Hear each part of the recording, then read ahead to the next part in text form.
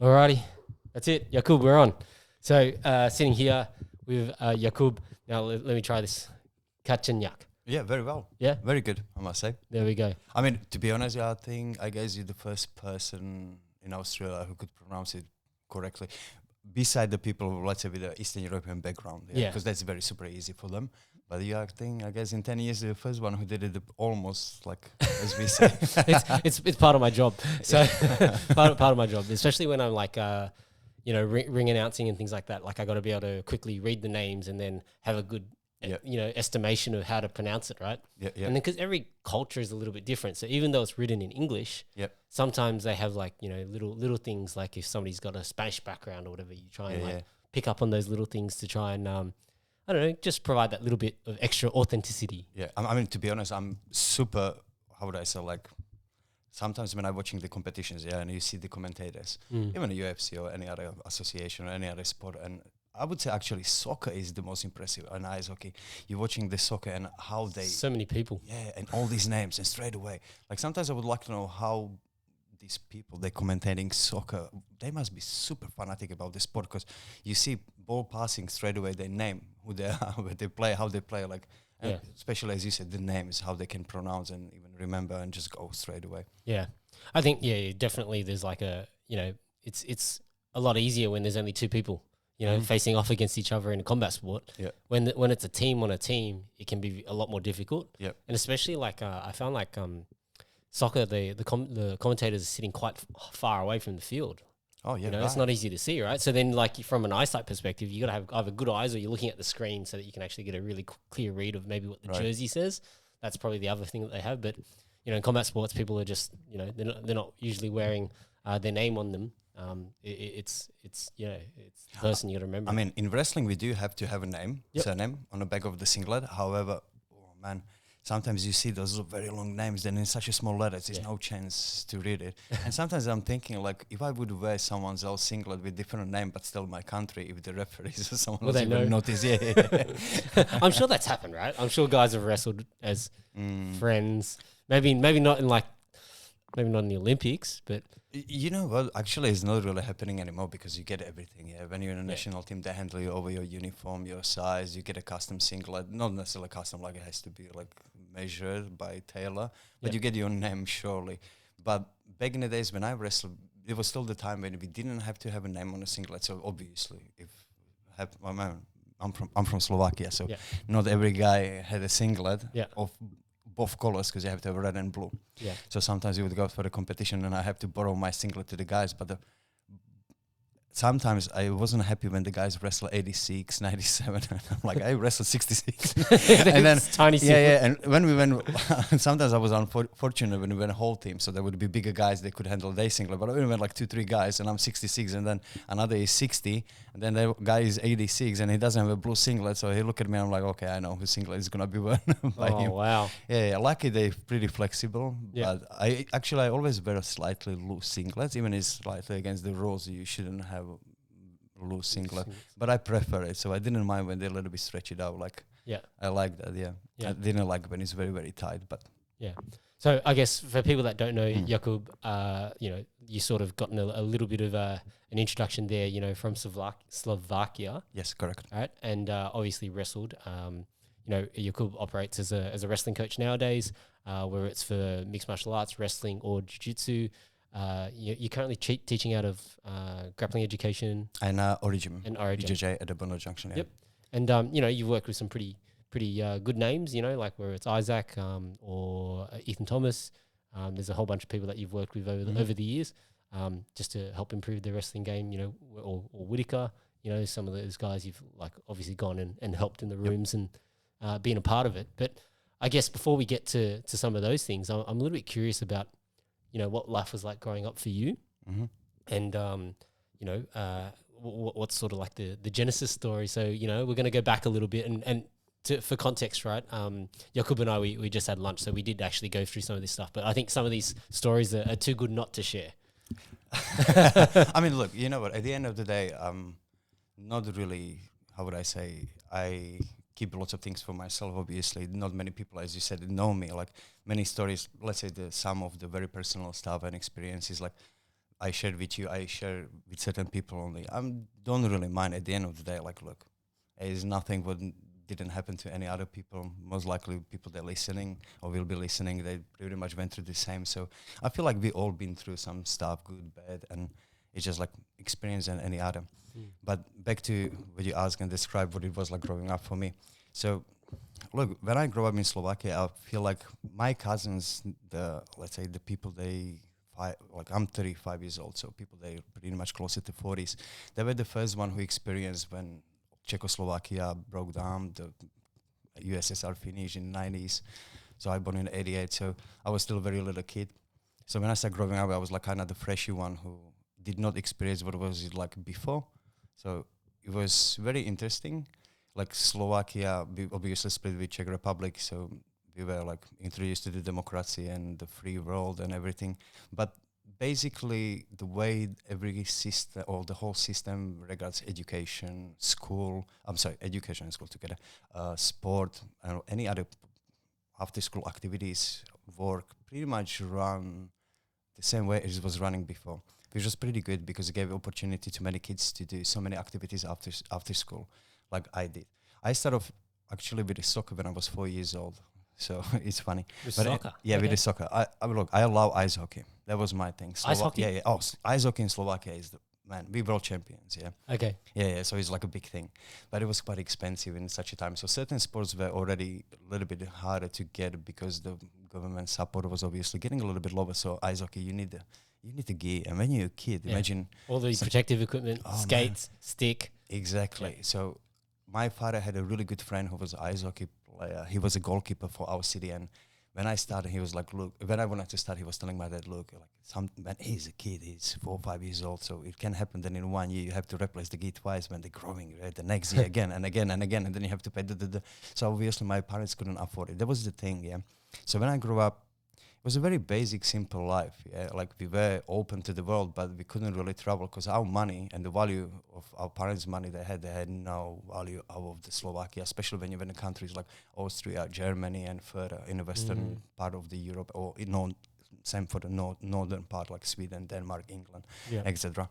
So from very young age, it's like kind of you attracted. We grew up very much on the American influence, movies, music. It was all of a sudden just coming through. Like my parents' generation, there was getting there, but it was still a little bit like like Western. You gotta be careful. Even my parents, they experienced the kind of more mellow socialism than my grandparents, so they could be exposed, but it was still a little bit hard to get it. But so I grew up with watching all American movies, everything, and you seeing it like it's just like, man, we were dreaming to get in the Western world, but you just could not go anywhere. Yeah, there was no money. So, as I said, I started with the soccer. That was nice. I really enjoyed it, but it was quite hard and difficult to start playing games. So I'm not saying I was getting bored. I really enjoy it. I love sports, but then along the way, my cousin started doing wrestling. So I was in the age of 8 or 9 years old. I don't clearly know because I born in November. So, what's it like? You have a birthday at the end of the year. So either, let's say 9 years old. I'd rather say I was older than younger. So I wrestled for a little bit less than I had. So he introduced me. He took me to the session. But before he took me, I did a couple of sessions of boxing. I always was curious about like judo, wrestling, boxing. That was the most available in Slovakia at the time. There wasn't no jiu-jitsu. Like wrestling was really popular and boxing. Judo as well, but I don't know. Like I just went to the boxing. My father had a friend, an ex-colleague from work who was a coach on the side as a hobby, as former boxer. And he took me to the gym. And it was funny enough because the boxing gym, so all sports were in a kind of sport complexes. So basically, when you finish school and you want to go to the gym of wrestling, boxing, or any other, it was for free. Our membership work, you just pay for the license, which was, let's say, cost of $5, $10 a year. So basically, just photograph your filled up by hand paperwork that you were like in a club of XYZ by the name, form. and you have just registration form. Everything else was covered by government. Whole sport complex was paid by and maintained by government. Coaches' salary were paid full time by government. Coaches, in effect, because we have a sports school, so the coaches were kind of paid by the school. So as I said, the government. So you went to the gym every day. Coaches were there. Yeah. So you could go as many times as you want to. So when I started, I just with the boxing, I like it, but it was very, I would say, for me, quite boring. Like just drilling, and you with few guys in the gym, coach standing about you. These drills, footwork, this, a little bit punching back, and I just wanna, spar. Like I wanna box. Yeah, I told you gonna go there and you gotta get punched. Someone, you get punched. Even I was quite scared because me growing up, I wasn't very athletic. Even now you look at me, I'm quite tall, skinny. I don't really have, my body is quite funny. I have very long arms. I don't have wide shoulders. I just, I was just like the skinny boy on a field, whoever would pick. I'm not saying I would be scared, but I wasn't very confident. On the other hand, like I was a little bit like also shy or, like not as confident when I see the bigger guys and just always skinny, the smallest guy. But maybe there was other thing would attract me to do such a thing, to be able like kind of stand up for myself if I need to. And plus being from Eastern Europe, there is quite a huge emphasis for men being masculine. Like men must be men. Yeah, strong and yeah. Always strong, never ready. Complain, never cries, Stoic, like always does. Exactly. So obviously, like as a young, you kind of growing up with the idea, and you feel like you're not quite there yet, and you want to do something. And I like sports. And then when my cousin was telling me, like, look, I went to the wrestling, which was literally cross door. There was same building, and in between the gyms were changing rooms and showers. But when I went for the boxing session, the wrestling session was in different time. So by the time I finished, the guys were just getting to the gym to the wrestling session, and my parents just picked me up, so I had to go. So I didn't have an option to really observe the session. But then when, as I said, my cousin, like we did gymnastics, we had a rope, we had a gymnastic big trampoline, we were doing this, and then we did like, wrestling, you throwing people, you have big mats. I'm just like, wow, that sounds amazing. So then he took me to the session. Man, I got beat up. That was so bad. So I remember like it was yesterday. He took me in, and all of a sudden you see these guys, yeah. I'm like, they were nice. And then my cousin already did for a couple of weeks. So he had some knowledge and he knew what to do. And then there was one guy, and who's that? And he's like, my cousin. And I'm like, oh, okay. And he's like, come, let's test him. And he took me, even before the session started, he started grappling me, man, throwing me around. He didn't even let you warm up. No, that was just the guy, not the coach. Okay. Yeah, the coach was just in his office, just preparing some stuff. Maybe, I don't know what he was doing. So for 5 minutes, he just bashed me. But it was, I must say, it wasn't that bad. He wasn't like proving anything. He was just playing with me. But for me, it was like, man, I can't do nothing. He was maybe 2 years older as well. So that makes it, makes a big difference. Grown. But he was still gentle, yeah.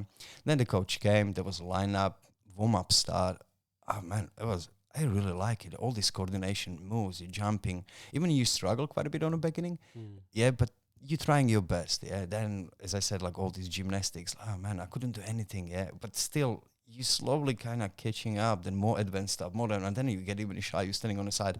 But the coaches were nice, but it wasn't like, oh, if you don't feel comfortable, don't need to do it. I'm like, what are you waiting for? Go. I'm like, I can't do it. I'm not asking you if you can.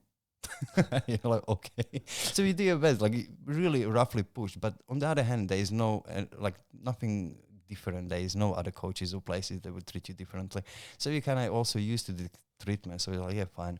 It's the culture. Yeah, I went through the session and I really love it. I enjoy it. And then that was my first day and I still carry on. I could not stop. Even, I must say, like the beginnings were very hard. As I said, like there was still the time where they kind of categorize you. So it was very important when we spoke over the lunch, like how the coaches select the future talents.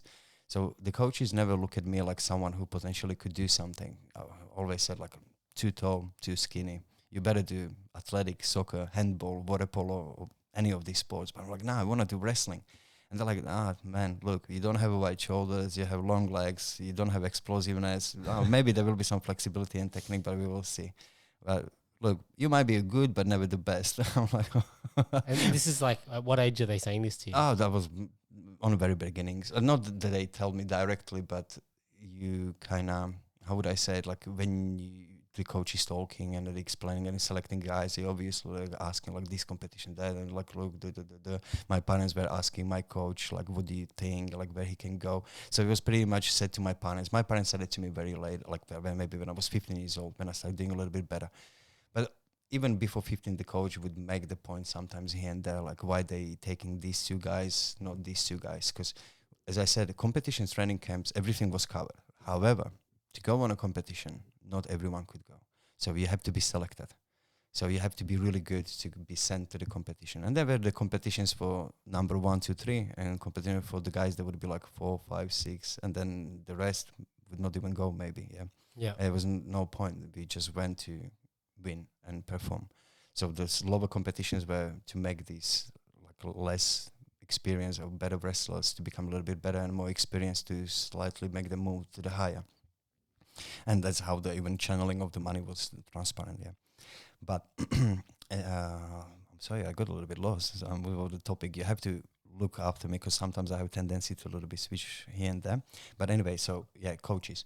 So coaches never really look at me as potential, like, how would I say, like upcoming wrestler who can do so much out of the country on international mats.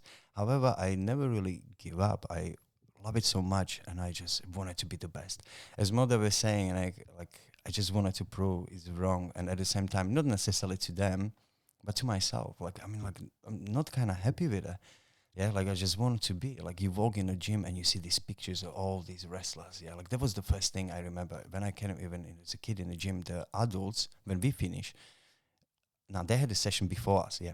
Because when I came, our changing room, we had no changing room. So we had like a balcony in the gym, and only the older guys, like 18 plus, 19 plus, they had a changing room. So you have to get certain age to get to the changing room.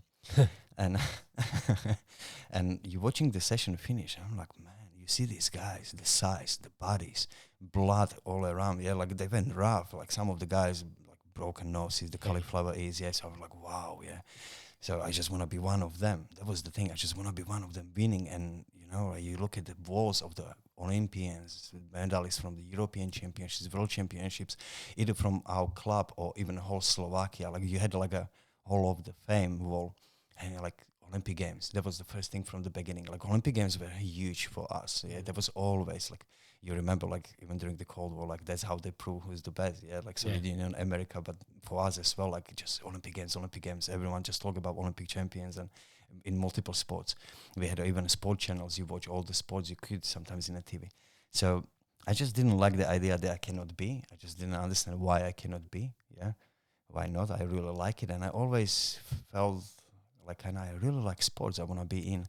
So I struggle a lot first 9 years. So we have also like state championships, national championships for children categories, all the kids, yeah, let's say until 10 years old for little kids, and up between 10 to 14, another category, and then from 14 above till 17, from 17 till 20, and then 20 above is seniors. This is the most important.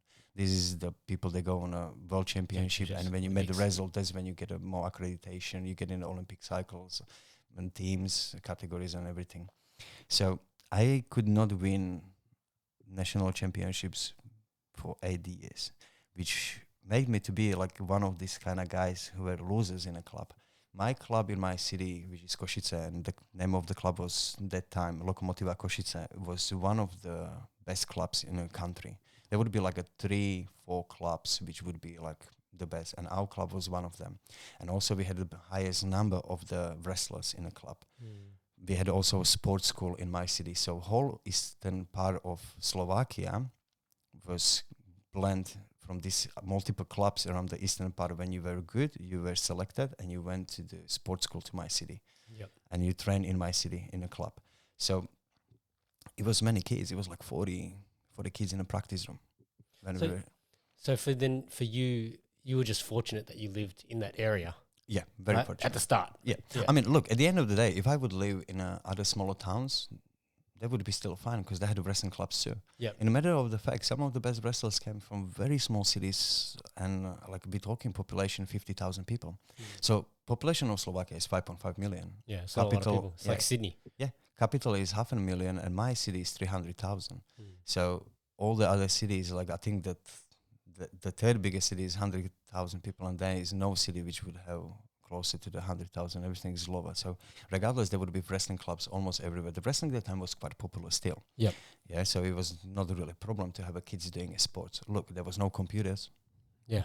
Nothing else. Yeah. Yeah. Okay. We didn't have a nice, shiny kids playground around either, especially the suburb I grew up.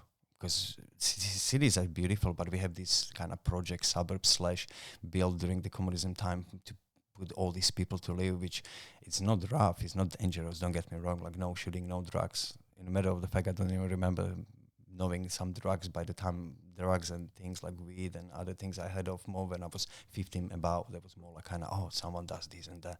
So there was quite, like, you didn't really have much distractions to do anything else. You're sitting at home, you had 3-4 channels to watch the TV. So like, what you gonna do at home? Yeah. Either you play with something, you draw, or like very old school. Yeah. Go to the sports hall because it's all funded. Exactly. And everybody's there. Yeah. You know, and they're all playing all different sports there, right? Exactly. Not just sports. Like when I wanted to go for piano, I didn't end up going for piano, but I went for once actually. So I went once for piano. It was hard, and like teachers didn't like. They're very strict. So when they see you kind of catching up, they pay attention. They're really catching up. Not next, you go for something else. So it's very selective, like to bring as best as you can through the channel. I think that's actually a pretty interesting thing, right? Like, because naturally, every kid is going to gravitate towards something, right? And it's like, there's a real positive reinforcement there when if a coach or a teacher was to go and say, oh, this kid's good at this, and then they start to help you a little bit more. Yep. Naturally, then that will actually fan your passion for that sport, because it's like suddenly, oh, okay, now I'm getting a bit of attention for doing this. So then it like encourages them to keep going harder at that particular passion. Whereas they might try, 10, 15 sports. The rest of them, they're average or not very good at it. So then nothing really eventuates, but then they're good at piano or they're good at this or they're good at that. And then that one teacher picks up on it. There's a really good opportunity for that kid to then, turn that into something, just like you with wrestling, right? Like, even though you're saying like at the start, it was always like you're sort of getting overlooked. But because you were driven in that sense, there's a turning point that's coming, I mean, definitely there are sports which require to have a certain body structure, or predispositions. Let's say swimming, basketball. Yep. Yeah, there's quite a bit of the sport. Weightlifting. Not everyone can really throw those weights Big above the weights, head. Yeah, you really have to be built in a certain way. But in my opinion, sports, combat sports, any of them, judo, jiu-jitsu, wrestling, boxing, taekwondo, name it. In my opinion, and I believe not just mine, in general, like, it doesn't matter what body structure you are. Yeah, because you can develop the style and techniques according to your body. Exactly. And you have many examples in the field of the sports when you see people, let's say when I got older and the more you could see more stuff on the TV, and later on even computers came when I was like teenage age. So we could watch some stuff or see pictures, and all of a sudden there was one guy who was actually my idol, and I always look up to him and try to wrestle as him. And he's actually a legend. He's from Russia. His name is Buvaisa Satiev.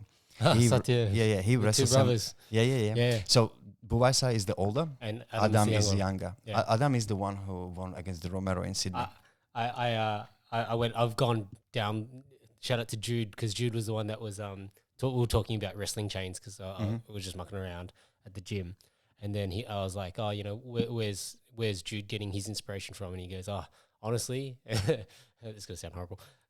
He obviously maybe indulges in some substances, and then we'll just go deep on watching Satiev training, right? And so then I was like, okay, well, like I'm gonna pull up some Adam Satiev videos, and I was just like, I like some of what he does. Like, it's just amazing to see how well he chains the different positions. And Well, they both very good. They both wrestle. They have very different bodies and quite different styles. So, however, Buvaisa was wrestling 74, but he was very tall and skinny. In the matter of the fact, he didn't even look like a wrestler. Long hair, beard, he just looked like he can't be bothered to be on a world championship. And then he turned up and he just put everyone like he just played with them. Not all with everyone, but the technique he was capable to do, the way he used the body. That was the thing, what I realized. His long arms, long legs. And then later on, even my own coach, when he seen me that I started a little bit improving and I really want to, like, even they still paid attention to it. He said, like, look, why don't you use what you got? Like, okay, you're not strong. You never will be. Most likely, you can't build. I can't build a muscle definition. Yeah, I weighed the same as I weighed when I was 19, 18 years old, and I'm 35. Like, it's just for me, it's hard to put weight and muscle definition. Doesn't mean I'm weak, but comparing to the people that wrestle my weight class, oh man, uncomparable. Yeah, I'm not explosive. I cannot shoot explosive leg attacks like people when they're watching, like for example, Jordan Burroughs. No way I could ever do that with my, like, maybe if I practice enough, I can do the double leg. I cannot generate the power to take down people as such with the speed.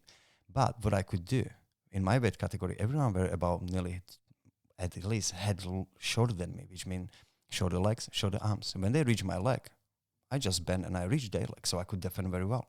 So I started slowly learning and developing the way how to use it, which was still very hard because even YouTube wasn't much around. You couldn't really see those matches. So you only way I could see these people competed, it was when there was this channel, Eurosport it's called, and they would play European championships, world championships. So I could kind of watch it live, and sometimes later on VHS tapes, my father would kind of, record it. So I could rewatch it. So that's how here and there I could see 1-2 matches of his on the world champion, because they still would not show necessarily everything. Like now you have 3 matches, you watch 3 matches. You have 3 matches, but you watch pretty much 1 match, one time. So somehow I could a little bit he picked up that. Then going for the competitions, international competitions. So we're watching other people how they compete. Yeah. So you kind of picking up the people they look like you, wrestle similar, and I try to copy. Because even our coaches, like, look, as I said, they were great, but they not necessarily could teach us everything, every technique. Yeah. Especially, I would say the style of Europeans is very beautiful, how we wrestle. However, it's more eastwards. So where I'm from is pretty much the point line between East and West, like Central Eastern Europe. So our style was more closer to the Russian style, but at the same time, our coaches could not teach us as technically how to wrestle like Russians. So we were in between to be to know enough and how to wrestle against the Russians, but at the same time being still very technical over the others from the West. So we were in between. It was still very hard to beat the Russians, but at least we knew how to wrestle against them. And then because we still know enough technique how to wrestle against others. But some of our coaches, especially the ones I had since I was childhood, they were amazing. Like my fathers, especially those that were teaching us my first 16 years.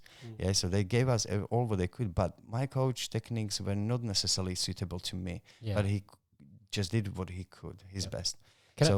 Just on that, right? So I'm interested to get your opinion on this, and then I want you to continue your story. But hearing you speak about that, I often use this analogy that when you're learning a combat sport, just like when you learn anything, you need structure at the beginning. Because without structure, it's very difficult to find a fast rate of improvement. Because if you never get taught, like as an example, how to finish a single leg, right? Or what are the entries to a single leg, or how to chain a single into a double or a double into a single, or you don't learn like those specific techniques, so to speak, at the beginning, then, if there's no structure to what you're being taught or what is being, or what you're learning, it's chaos. It'd be like, you're trying to learn how to read, but you never got taught the alphabet. Yeah. But then as you get better at the sport, or, if we're talking about, learning a language, as you start to learn the alphabet, and then you start to realize that you can put certain things together, then at some point, you need the ability to then almost enter that, creativity phase, like creative writing. You got to write your own story. Now your basics of your techniques, but how Jakub writes a story, and what comes out of Jakub's imagination is very different to what comes out of Johnny's imagination, right? Because you have your attributes when it comes to, your body structure, your strength, your explosiveness, like all of those attributes are all sort of given to you. You can only modify them in a minor way by, going to the gym or trying to change this, that, or whatever. But if you're, 5'9", you're always going to be 5'9", right? Like, like same thing. Like I'm 5'7", I'm always going to be 5'7". But now it's like, as you progress, then it's like now you got to start to take away some of that structure. If once you know the basics of like how the techniques works, now it's like, okay, how do you make that work for you? And I think when it comes to coaching, and this is why I thought it'd be interesting to talk to you about, is because the two categories of people that I think that I find really exciting to teach or coach is kids, where it's a blank slate, and you can go back through like all those technical fundamentals, and people who have already, like, you know, they don't necessarily have to be professional, but I'm just saying, like, you know, people at the opposite end who already have a basic foundation of where they're at, and now it's about making tactical adjustments to how they actually get to their A game, kind of a thing. Yep. So I'm just a little bit curious, you know, in terms of, you know, hearing you talk about, you know, so you had coaches that would help you, very good from a technical standpoint, but then it's like now you had to try and look at these other influences like the satyas to try and understand what's going to work for your body structure. Yep. Right. I guess, you know, like, how does that influence your coaching today, your coaching style today? Yep. So first part, what you ask about how we train, this is actually interesting because it's actually funny with the kids. This is the difference, yeah. When coach said this technique 100 times, you just do it. Yeah. I'm not saying you don't think, but by doing them, your body will memorize it. Yep. And so when we were 16, 15 years old, we were not really learning necessarily new techniques. We knew more than basic, almost all of it. There is definitely, look, every sport is improving. So obviously the techniques has been improving also. So there are the techniques that were not around when I was wrestler. However, we are pretty skillful with the techniques. Coaches had a full structure in not only from what kind of techniques they're going to teach us, but which part of the year we're doing. Weightlifting wouldn't start wouldn't start for us until we were, I think when we were starting high school, 15, 16 years old of age. So coaches on the beginning, as you're a kid, they had a whole plan of what they're doing with us. Yeah, so they knew which time of the year we're preparing, we're doing techniques, then more matches, then more cardio, then you slow down, and then competition's coming. Then you're going in again. Then when you get older, then you have the lifting stuff, training camps, certain camps for the strength conditioning. We would go to the mountains and just running, lifting, yeah. Yeah. So you had cycles for each stage. Yeah, because wrestling and other sports, like even boxing, that's what jiu-jitsu at the moment doesn't have yet, which will come back probably later. So you have whole year through the same competitions for certain age categories lined up. And they usually same date, maybe different weekend, but always the same month. Your continental championships, world championships, national championships, and etc.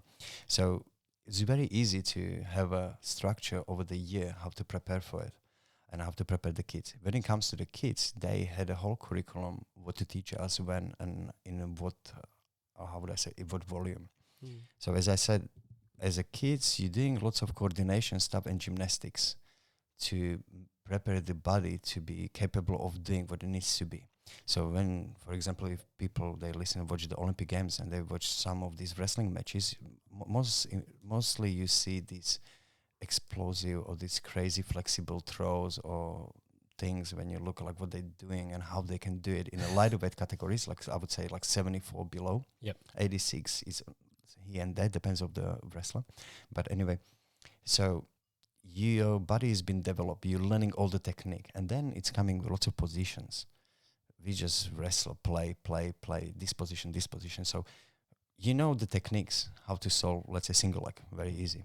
So we're starting off the single leg, head outside, high crotch, yeah. And now when you wrestle a lot from the position, coach is going around and they, look, you have chance to grab the ankle, lift the leg and finish in this way. So then they don't teach you technique, they just picking up the way how you can finish. They teach you on the beginning, get in, finish. When they get in, how to defend, combinations. You learn all these techniques, but then to put it together is only from the practicing from the position. Because when you just do matches, everyone goes to safe spot, but they know the best. So if you're the guy who is more defensive and doesn't shoot very often and you ended up on a single, here and there is hard. So you mostly develop the defense. But when you're forced to be in a position, right leg, left leg, there's other thing. We were taught to do every technique on both sides. Not only on the one. The coaches were very strict on it. And when I mean strict, first thing, no parents allowed on a session, drop off, pick up. Yep. So maybe I just didn't, I a little bit moved too far from how I grew up and what it was like. But anyway, yeah. So you didn't really consider to not do it. So you were forced to actually learn everything. Yeah. And then when you get a little bit older, you realize like, oh, wow, okay, like you're capable of these things. And then, as I said, if you transfer more to the positional rounds, so front headlock, single leg, all of it, then matches and situations, you're losing 10 seconds to go, 1 point down, and vice versa. You're on a circle of the mat because we have the push-out point. If you push me out of the circuit, yeah. So you actually develop this, your unique style by being in a positional and by the coach being there every single day. Look, I was 16 years old, 15 years old. That means my coach been looking at me for 6 years. So he knows me very well. So when they're observing this position, they're fixing and adjustments. So that's how you develop sometimes even your own style. So we see what works better. So they show you these little details there. So we develop it, yeah. When it comes, when you mention the kids and adults, yeah, there is slightly trick what I use. You treat adults as a kids and kids as adults, what they're saying. But the way I do, it's kids, for the kids, you don't have to explain. To adults, you do have to explain sometimes why they have to do what you're asking them to do, because it doesn't make sense to them. Yeah. So my first the hardest obstacle would be on a jiu-jitsu sessions when I start teaching people in jiu-jitsu club how to wrestle or stand up was, why do we have to do gymnastics? And I'm like, well, we need to do a little bit of warm up before we do, but gymnastics or the kind of so-called warm-up is not just to get warm and get ready and not be injured-free after the sessions, but also to develop your body to be capable of doing what you need to do in certain positions. For example, you're on your back, the guy is on the top, and you need to bridge out to roll him over. If you don't know how to do bridges, or you have never done it, you might be able to do it once, but then, man, next day you won't lift your chin up. That's all you are. But you have to go the next day to the gym again, or maybe you have a next match at the competition. If you don't have the certain skill set of body development, it's very hard to provide certain techniques.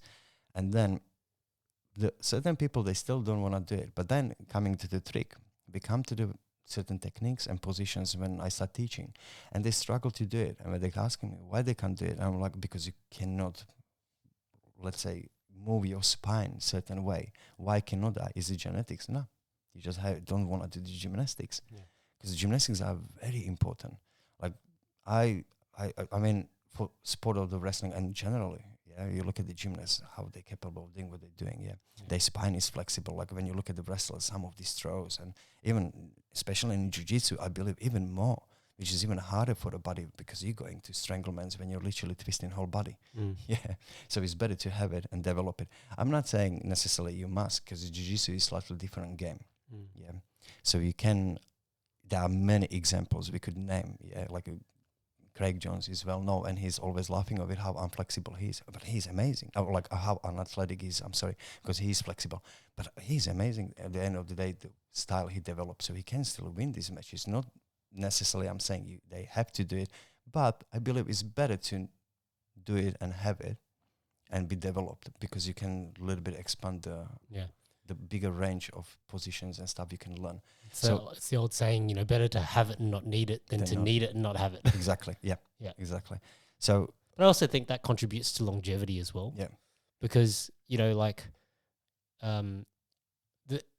and I guess when I think about my experience with all the different styles of martial arts, like traditional martial arts, although it gets a bad rap in a lot of ways in modern combat sports, there is a lot of good in terms of how everything is sort of blended. Like you're blending those gymnastic movements or your warm-ups and your conditioning into the actual activity.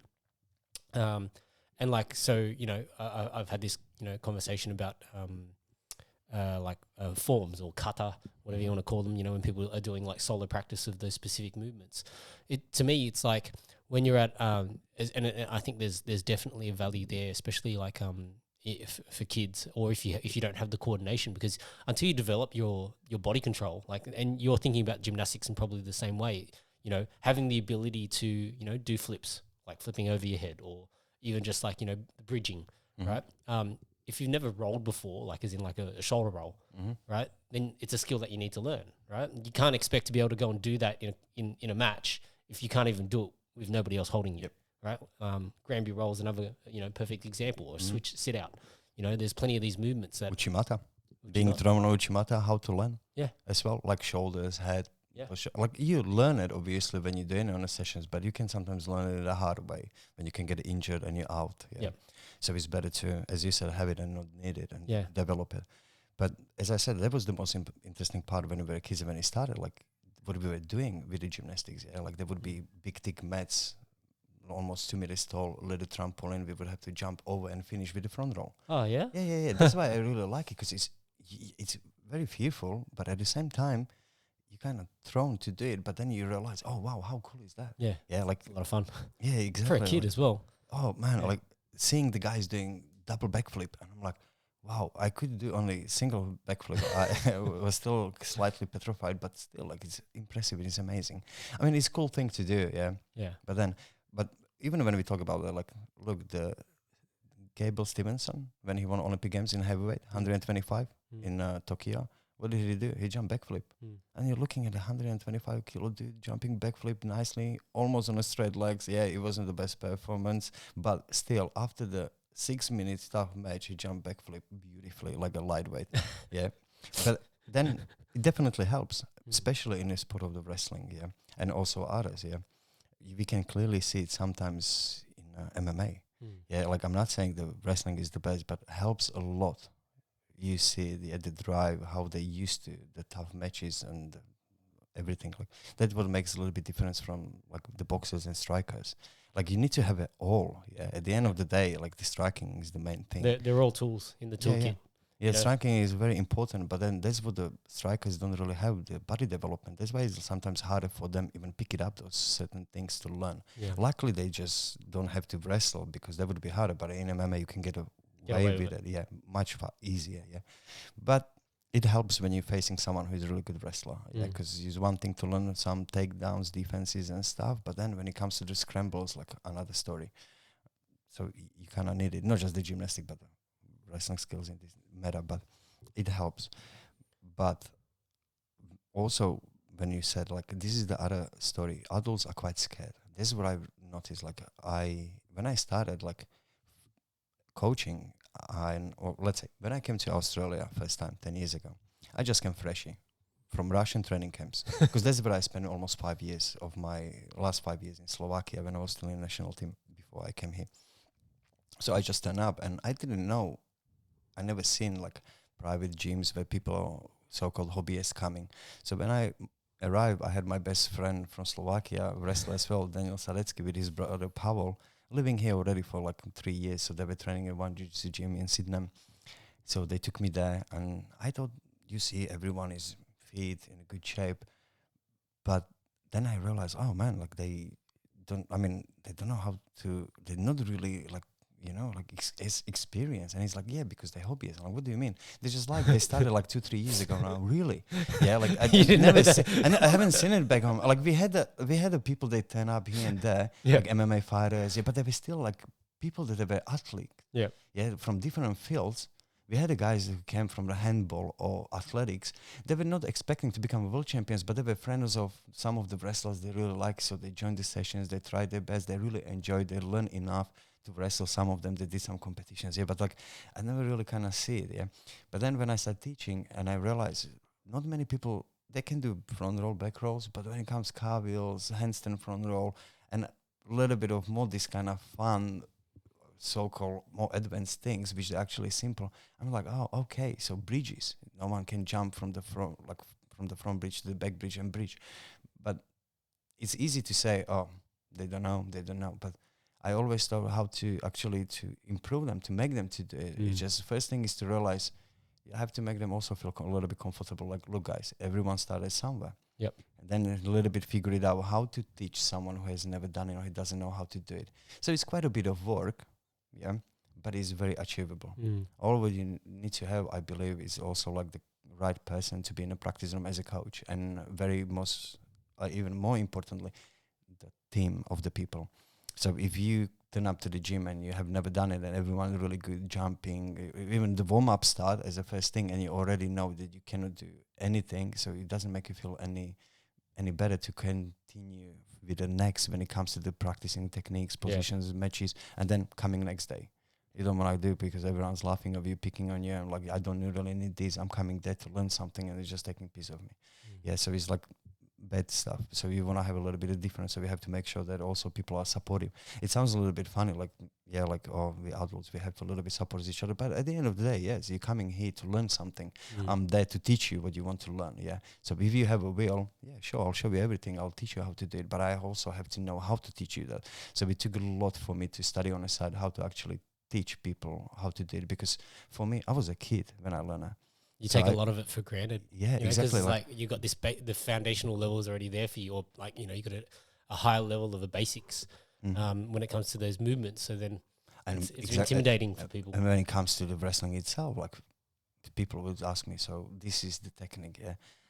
I didn't start straight away coaching. I just started a little bit with the people in the gym where I train. Oh, can you teach me a little bit of wrestling? Can you show me this? Can you show me that? And I showed. So how do you do it? Just like this. And I'm like, no, but when do you put the arm where you put, and where you put the pressure, where you have a weight on the legs? And I'm like, oh my God, what are you talking about? I don't understand. Not that I don't understand English, but like, I don't know what you're asking me. Like, why? Just like this. But then I realized, okay, because I started as a kid.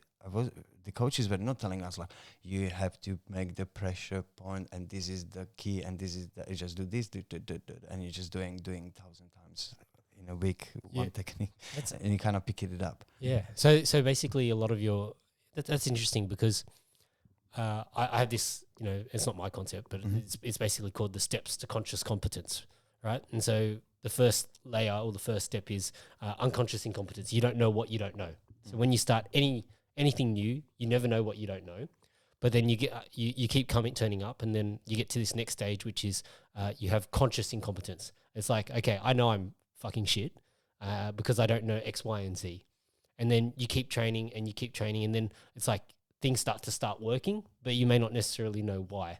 So that's when you get to this stage of unconscious competence, where it's like, okay, now I can hit a takedown, I can achieve this, I can achieve these goals. If it's jiu-jitsu, maybe I can get a submission. If it's striking up, I can land my punches or kicks. And then the highest operational cadence would be at conscious competence, where it's like, okay, I know what I want to do. I have a game plan, and I'm going to do this. The person's going to give me this reaction, and then I move to X, Y, and Z. Now, obviously, in the competition scenario, a lot of that is actually drilled into muscle memory, right? Exactly. So you may not necessarily be thinking it, but you already know what your game plan is. We see it all the time in jiu-jitsu, people that love to play guard. Okay, they're going to establish a grip, sit down, and then play whatever guard that they choose, whether it's a De La Riva or you name X, Y, and Z. Same thing for wrestling, right? Like if you know that you're good off a single leg, and all you need is the ankle pick. Well, all your setups are going to be based around how you're going to get this guy to bite on a snap down or something so that you can grab an ankle, right? So why I think that's interesting is because, for you growing up in the sport, like obviously a lot of it then for you was operating in that unconscious competence, because then when you're having people say to you, you could like, but what are you doing about, how do you do this, this, and this? That's now made you have to stop and really think about, okay, why is this working? And you can it's sort of like, I can just imagine your coaches would have just been like, why are you asking questions? Like, shut up, just fucking do the technique, right? True. I mean, look, this is the hardest part, because we're being told to do things on a combinations. Look, my wrestling has improved rapidly when I went first time to Russia. Also, the very beginning of when you ask like the techniques, how we also develop, we spend lots of time on international training camps, even as a kids.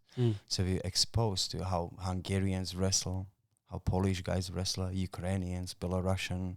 Then you go to Germany, Czech Republic, Austria. So we travel quite a bit. And just on that, right? So when you train with all these other camps, are you also getting coached by their coaches? So their coaches, if the training camp is in Hungary, the Hungarians coaches lead the session, but our coaches or other coaches are there. So Hungarians, let's say in Hungary, this is the training session, we're doing X, Y, Z.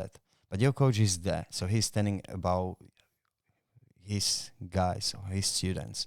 Most importantly is we always pair up with people we don't train with. Yep. So this is the amazing. So the Hungarian coach would, if I train with a guy who is from Hungary, the coach is walking around. So Hungarian coach would be telling him something. My coach would tell me something, and sometimes vice versa. Like the other coach would show you too. Yeah. Like, but he would always prioritize his student. Yeah. But it's not necessarily like, let's say me, you're from Hungary, I'm from Slovakia. We're in a training camp as a kids, and now my coach is shelling, your coach is shouting, so we have to beat each other. No. It doesn't work like that. Yep. It's actually really we're being pushed to the being like rough, but at the same time the coaches lead you to train, to improve. Yep. Yeah. So also it's important sometimes when you have a training partner who is not as good. So let's say he would show the Hungarian, my coach would show the Hungarian guy something, so at least he can help him to defend my first step. Yep. So I can get to the Next combination of the second. Yeah. Yep. And this is the main point. We wrestle in a way, or we've been told, so right side, left side combination, how to switch from this to that. So when I'm shooting on your single on your left and you react, then it's still your right leg available, but then I switch to the right, and then I'm on the right leg. So depending, I'm shooting on a high crotch, switch to the left, so I'll almost single head inside. Yeah, and then from there we can switch to the dogfight, from headlock, and now you see it. So this is a little bit harder to explain to the people, like what would I do? So it's hard because you have to have these experiences of being there enough. So it's easy to say, forget, just do it. I tried not to say it. It depends. It depends who is the person, because then you have people, they generally ask so many questions unnecessarily. So then I kind of like, look, just stick with this for now, and after the session I explain it, because I don't want to waste also so much time just for the one thing. But then I come back to the guy and I explain to him, at the end of the session, if I don't forget. Yeah. So usually I try not to. But there's two good things that I think that stood out for me when you're talking about that. The first is that it's funny, like in a lot of these martial arts styles, and it's getting less and less now in jiu-jitsu, but like, they always talk about creonches, people that go from gym to gym. Oh, yeah. But you see, like in an Olympic sport like wrestling, you guys are learning across all sorts of different teams and getting that experience, and that actually only further develops the sport. Yep. So I think that's something that, to me just is, you can't beat that experience. Like the only thing that imitates or mimics that experience is obviously when you're having to face that person in competition, right? So there's, I would often say there's, the two ways if people are looking to get rapid improvement is either you compete, because then you're getting to go against people that you don't otherwise normally get to go with, or you need to go and visit other places and cross-train and experience other rooms so that you can get all of these different ideas and implement that into your training. It's very important. So when you mentioned the gyms I coached before, when I was coaching in a compound, when we had it here in Bondi, unfortunately we don't have it anymore, the gym. So that was the thing when I had my team, especially the guys that were competing. So I always try to encourage them, just go to the other gyms for the open mats. That's how we will figure it out. And they're like, you forcing me to go somewhere else. I'm not forcing you to leave the gym, but I'm really forcing you to go somewhere else, because not everyone will come over here, because I know there's an issue for other people, but just go and experience. The other thing is you have to be also careful. If you're just jumping from gym to gym to gym, another place, and you don't really have a stable gym where you, not saying you have to stick with, but where you don't have your coach, main coach, who is there with you, and you kind of not negotiating if you can go or you cannot go, but you've been and how it's been, or even in a matter of the fact if you can go with you to see it and observe it, it can be also tricky, because you're just jumping all around, but you don't really have a structure. Yeah. Because you go to the one gym on one session, they're doing X, Y, Z. Then you go to the other gym on another session, they're doing something else. So you're doing 10,000 things once. Yeah. Yeah. So that's the problem that I have nowadays. But like, this because I'm bouncing around a lot of different places and visiting places for work, but I'm also at a different stage in I'm not looking to compete or anything. So look, this is the thing. Yeah. If you're talking about your hobbyist, no problem at all. Yeah. But if you're a competitor, if you're a competitor, you have to have a stable ground. Yeah. And then obviously you have to be exposed, as you said, which is very hard here in Australia. It's quite. I understand also why, because this is the business. Unfortunately, you have to pay rent. You have to pay your coaches. Yeah. It's easy to just say, oh, why they so like these backwards and X, Y, Z. But I get it, yeah. They also they need to have this money, not necessarily to put in their pocket, because owners of the gyms, not every owner of the gym in Australia is full-time owner of the gym. Usually it's something as a hobby. You have your full-time job and you have a gym, you have the coaches, but you have to pay all these expenses to have it. So it's not easy task. It's always, as I said, it's always easy to complain, but better is to bring some solution and literally look at the bigger picture. And this is the kind of true. Yeah. So we cannot just say like, oh, this gym is backwards. I might be, but it's not. Yeah. We could talk about certain things there a little bit backwards, I believe, but look, things are improving and they will always will.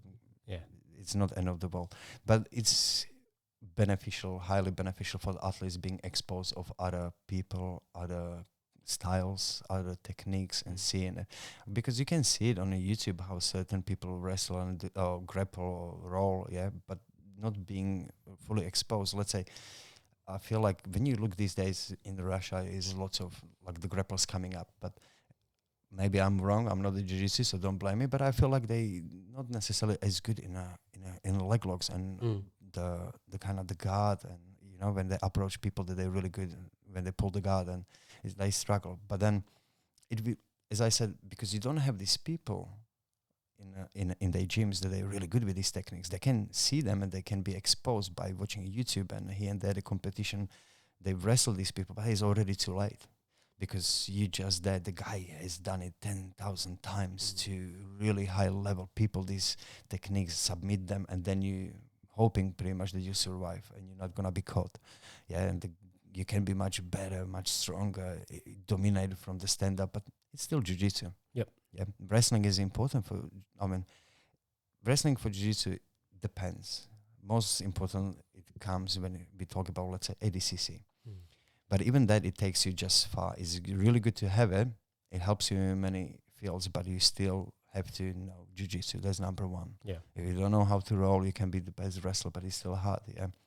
So the rules set. The rules dictate how the style that's being played out. Exactly. Yeah. And if you not really, if you don't practice how to at least defend the submissions, even attack, like it would be very hard to win the match. Like all these great guys. Like let's say when you look at Isaac, Wagner, for example, really good stand-up. But when it comes to the jiu-jitsu, there is no problem at all either. But anyway, because we're a little bit more eye mode, when it comes to, I'm sorry, if you can remind me, the thing we were talking about, the adults combinations, when it comes to this is the thing what I try to do when I teach. It took me a little while to develop kind of curriculum where I can teach people combinations. Unless they really want to. But even if they come and they practice, you learn it because the body memory. So there's always a way, even if you did not grow up with it. Obviously, I would say the hardest obstacle I faced, the easiest it was, as I said, when I was in a compound. I teach the 9 sessions a week. Morning, afternoon. Morning sessions would be mostly for the guys that they compete. Afternoon would be more focused on the techniques and positions, and mostly hobbyists would come to learn wrestling, or the people that they just from the jiu-jitsu to get experience, and then slowly they moved and doing the morning sessions. But I seen very fast improvements of the people like learning wrestling if they have opportunity to have between 5 to 9 classes in the gym, and you turn up on 4 or 5 of them very fast. With 2-3 sessions, achievable a week, but it's gonna take a little bit longer, unfortunately. So when it comes to the jiu-jitsu, the most important positions we're talking, you can use the wrestling is the stand-up, back takes, hand fighting. Then front headlock, dog fight, leg attack, single leg, double legs, obviously, back take, and I think I name it all. Those kind of the most important thing, which makes my life much easier, because you don't need to really develop whole wrestling. You need pretty much, like, let's say maybe I never really did statistically correctly, so let's say 20-30% of what we do in wrestling you need for jiu-jitsu. And then when it comes to the technique itself, same thing. That was the hard lesson for me when I came. I could take down everyone in the gym, but I felt like I'm playing on the drums. I was just tapping every single time. And I'm thinking like, how? Because in wrestling, we don't have submissions. You cannot actually attack the head without having connection with the arm. So you can't do rear naked choke. You cannot do guillotine. So you cannot do submissions. You cannot go against the joints. Even we do it, but that's not the aim in a game. You're just going against the joint to make the guy to give up the position, so we take the back and score the points. Yeah. So in that matter, it's easier because I have to focus only on a few not few, but some techniques to teach the people and then blend them together as a chain wrestling. So when we're talking about these, let's say we would focus on a one position front headlock. So we start with the defense techniques, then you start with the attack techniques, and then you start attack, how to defend, and how to react for the attacker person on a combination. So we're blending these techniques. You've been practicing first weeks how to finish the front headlock, and then you teach them how to defend with some techniques, how to defend, and then you start practicing them together in mixed combinations. Yep. 2, 3, and then positions. And when it comes to the positions, then it's very important for the coach to realize, seeing the athletes also, what would be the best possible technique or way to solve the solution, as I said. So I would start walking around and observe how they do it. So just pull this arm here, focus on this, depending if they're strong, less strong, like how flexible they are, how long their arms are. Not every techniques work for everyone. Yep. So I'm not necessarily teaching people what I do. I also tailor it to them. Yes. Like there is the general techniques, obviously. Like there is only one arm drag, regardless you have strong, not strong, you have long arms or short arms. So there's still one arm drag. But with certain things, how to defend an underhook, like going against the hip or knee, pushing. If you have short arms, it would be a little bit harder. But then it's another way to do it. So these little adjustments you do either during the positional or even you show when you do technique. So if you're shorter and you're facing taller person, you react as such. If you're taller and you're facing shorter person, you react as such. But it's not easy. Like my Russian coach, who was a national head coach in Slovakia, he used to represent Slovakia. So it's well known that like Russians export, they would go to the other countries. So my coach Rodion Kertanti, when he for example, I'm sorry, I have a tendency sometimes to forget. We are also guys after the training session, so don't get me wrong. Yeah, the techniques. I'm sorry, I forgot a little bit the thought, but where I finished, could you remind me? I'm sorry. Yeah, no, that's okay. So I guess we're going through how you tailor the techniques. I know. Yeah. So our Slovakian coach would treat us all same. And when I mean same equally, it is the way he talked to us.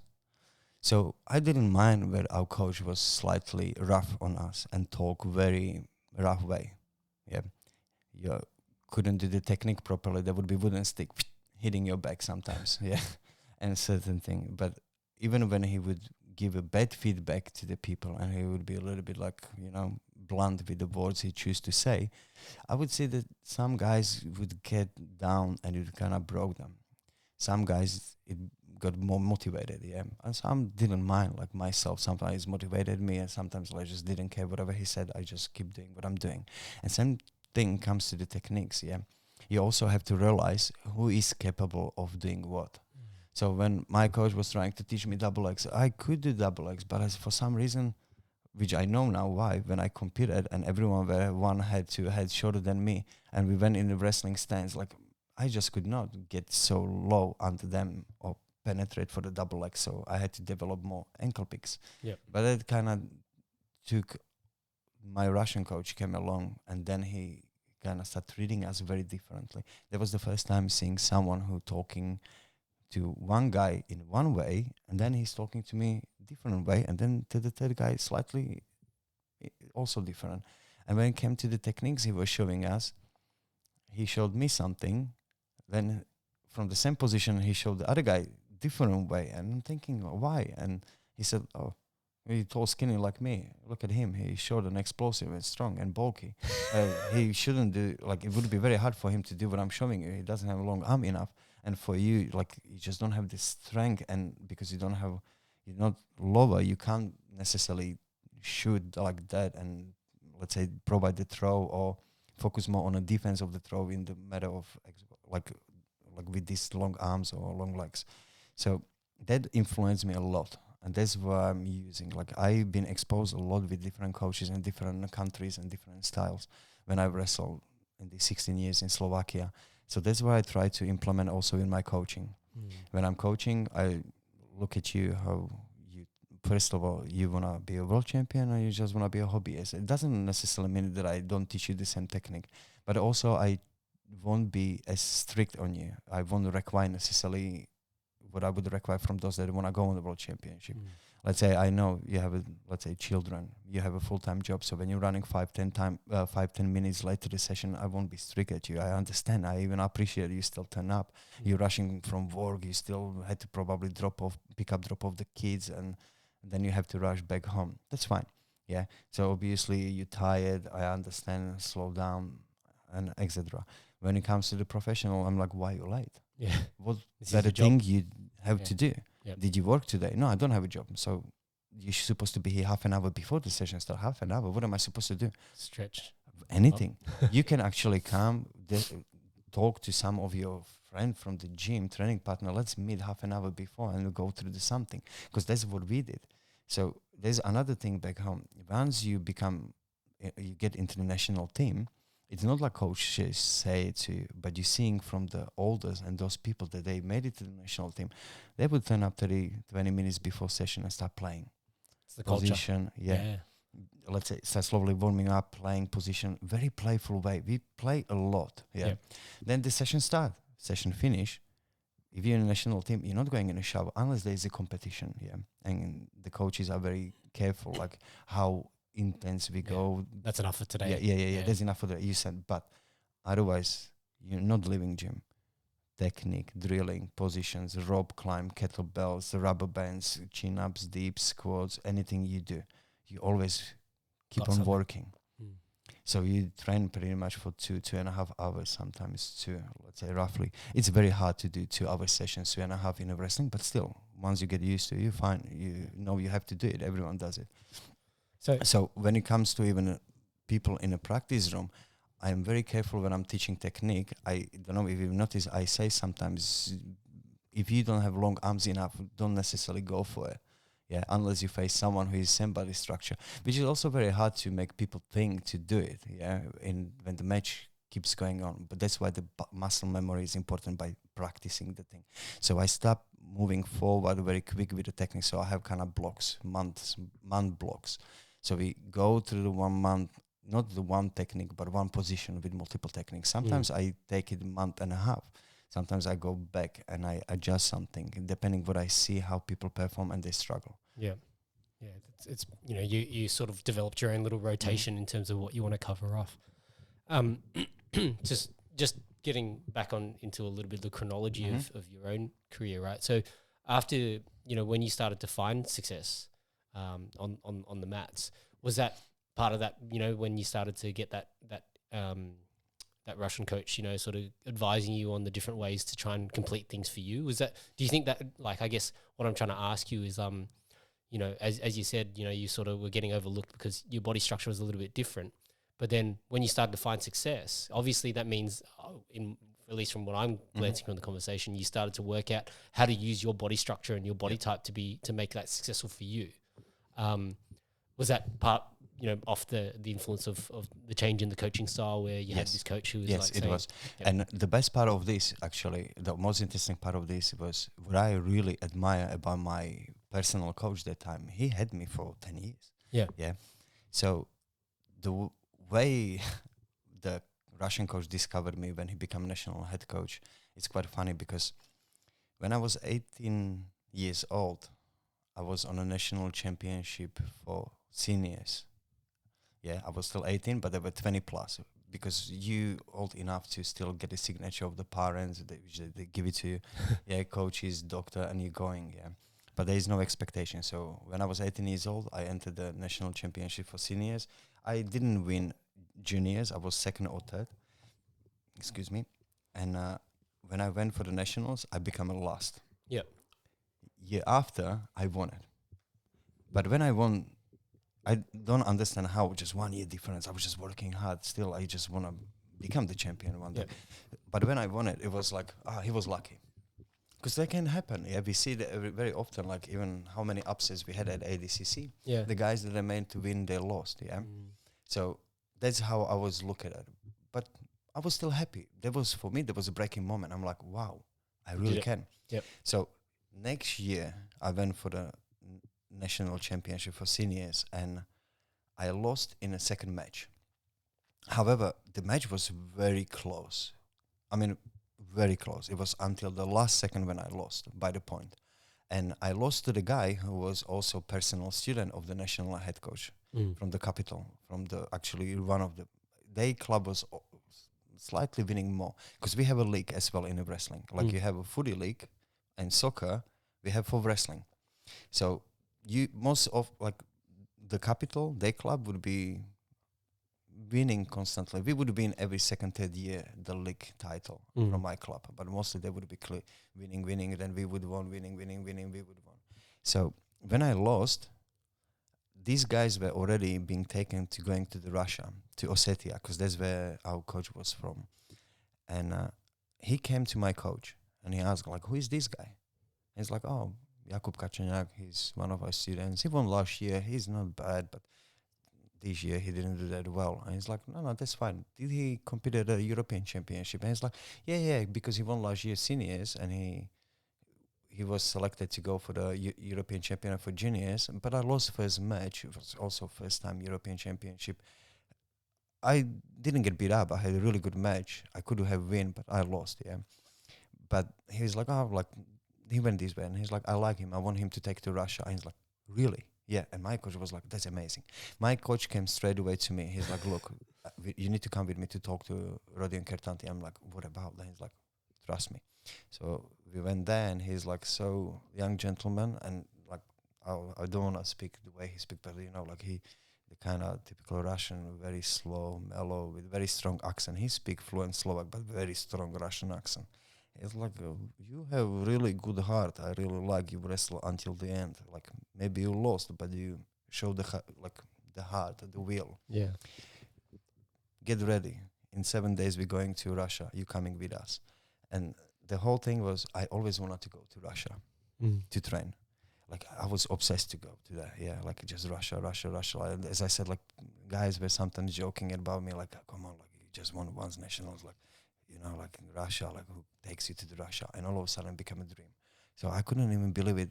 Like, I knew that coach, like he was one of my idols. He was amazing wrestler. He actually wrestled Buvaisa Saitiev in a final of European Championship for Slovakia. He lost to him, but he wrestled really well. Yeah.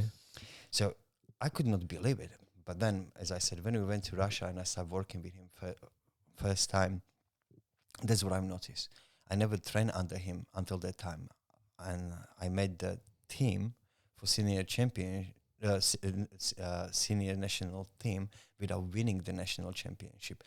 Yeah, so I was like very amazed, like how could I have been selected when I lost? That was the first thing I could not understand. The ideology he had before, it was all about number one.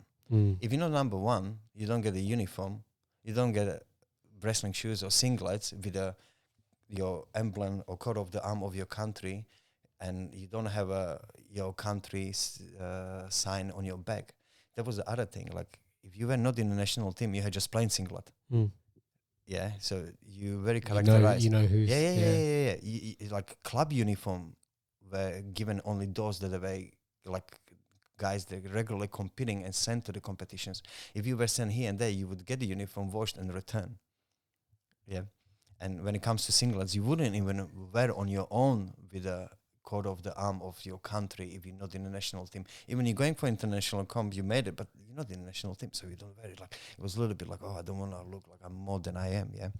So it was very hard to spin my head around. But then when we went to Russia in Vladikavkaz, I must say, most amazing time. The best place I ever been. And the way that Russian train, even better than ASV, 100%. We don't even have a close results, so I can't even compare. But it was amazing the way he was also leading us, and not necessarily how he was leading us, because the smartest thing he did when he took us there, the people we trained with, they were showing us everything.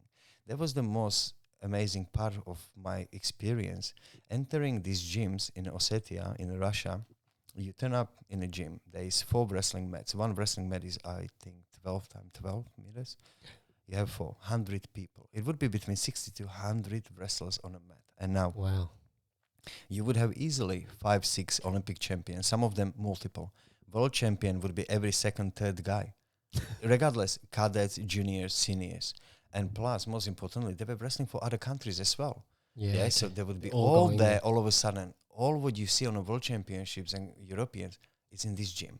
And now these guys on the beginning, like I'm not saying straight away they're friends with you. They're friendly, but it's very rough place too. But their training sessions are very different. You train for long, but you play. You're going 60, 70%. And then when it's time to the matches, you go harder. Like there is the time and space to go hard. But most importantly, you play. So we learn from them how they do it. And the guys, when they seeing you want to, and you train and you're willing and you're not giving up. Because this is the thing. You go there, and in a wrestling, when we have a technical superiority by difference of the 10 points on a pin, the match finished. So we can be done within 30 seconds. But on a training session, you can get scored on you 60 points. Yeah. And there is one thing what not everyone can carry on. It breaks you. I'm not going to lie. I had trips in Russia where especially on the beginning, we struggled. So sometimes coach took us to train with 16 years olds, and we were 20 plus. And I would have a days when I literally, it's hard for me to say, but I would have a tears in my eyes going in a shower. I got beaten up, and I supposed to go for European Championship, which is a very dangerous place to stick. Yeah, but our coach was very good to talk to us about those things when he seen something is not right. And most importantly, because for some reason I just didn't like to giving up. So I would always get up and like, it doesn't matter, it's training session. He can beat me, but I'll get up. But what happened, the guy started like, oh, why don't you do this? And I'm like, really? You showing me? I'm like, yeah, why not? If I show you this and you get better, then I get better. So very different ideal perspective how they look at it as well. Even I had it at home, but we're going to Russia, so we're not really, you don't know what to expect, what they're going to be like and what they be treating you and helping you or not helping you. A non-familiar environment. Right? So I've been told a lot by the wrestlers itself, not also our Russian coach, who was our national coach, but especially by the guys that they trained there, like the local wrestlers. And funny enough, later on, even they own coaches.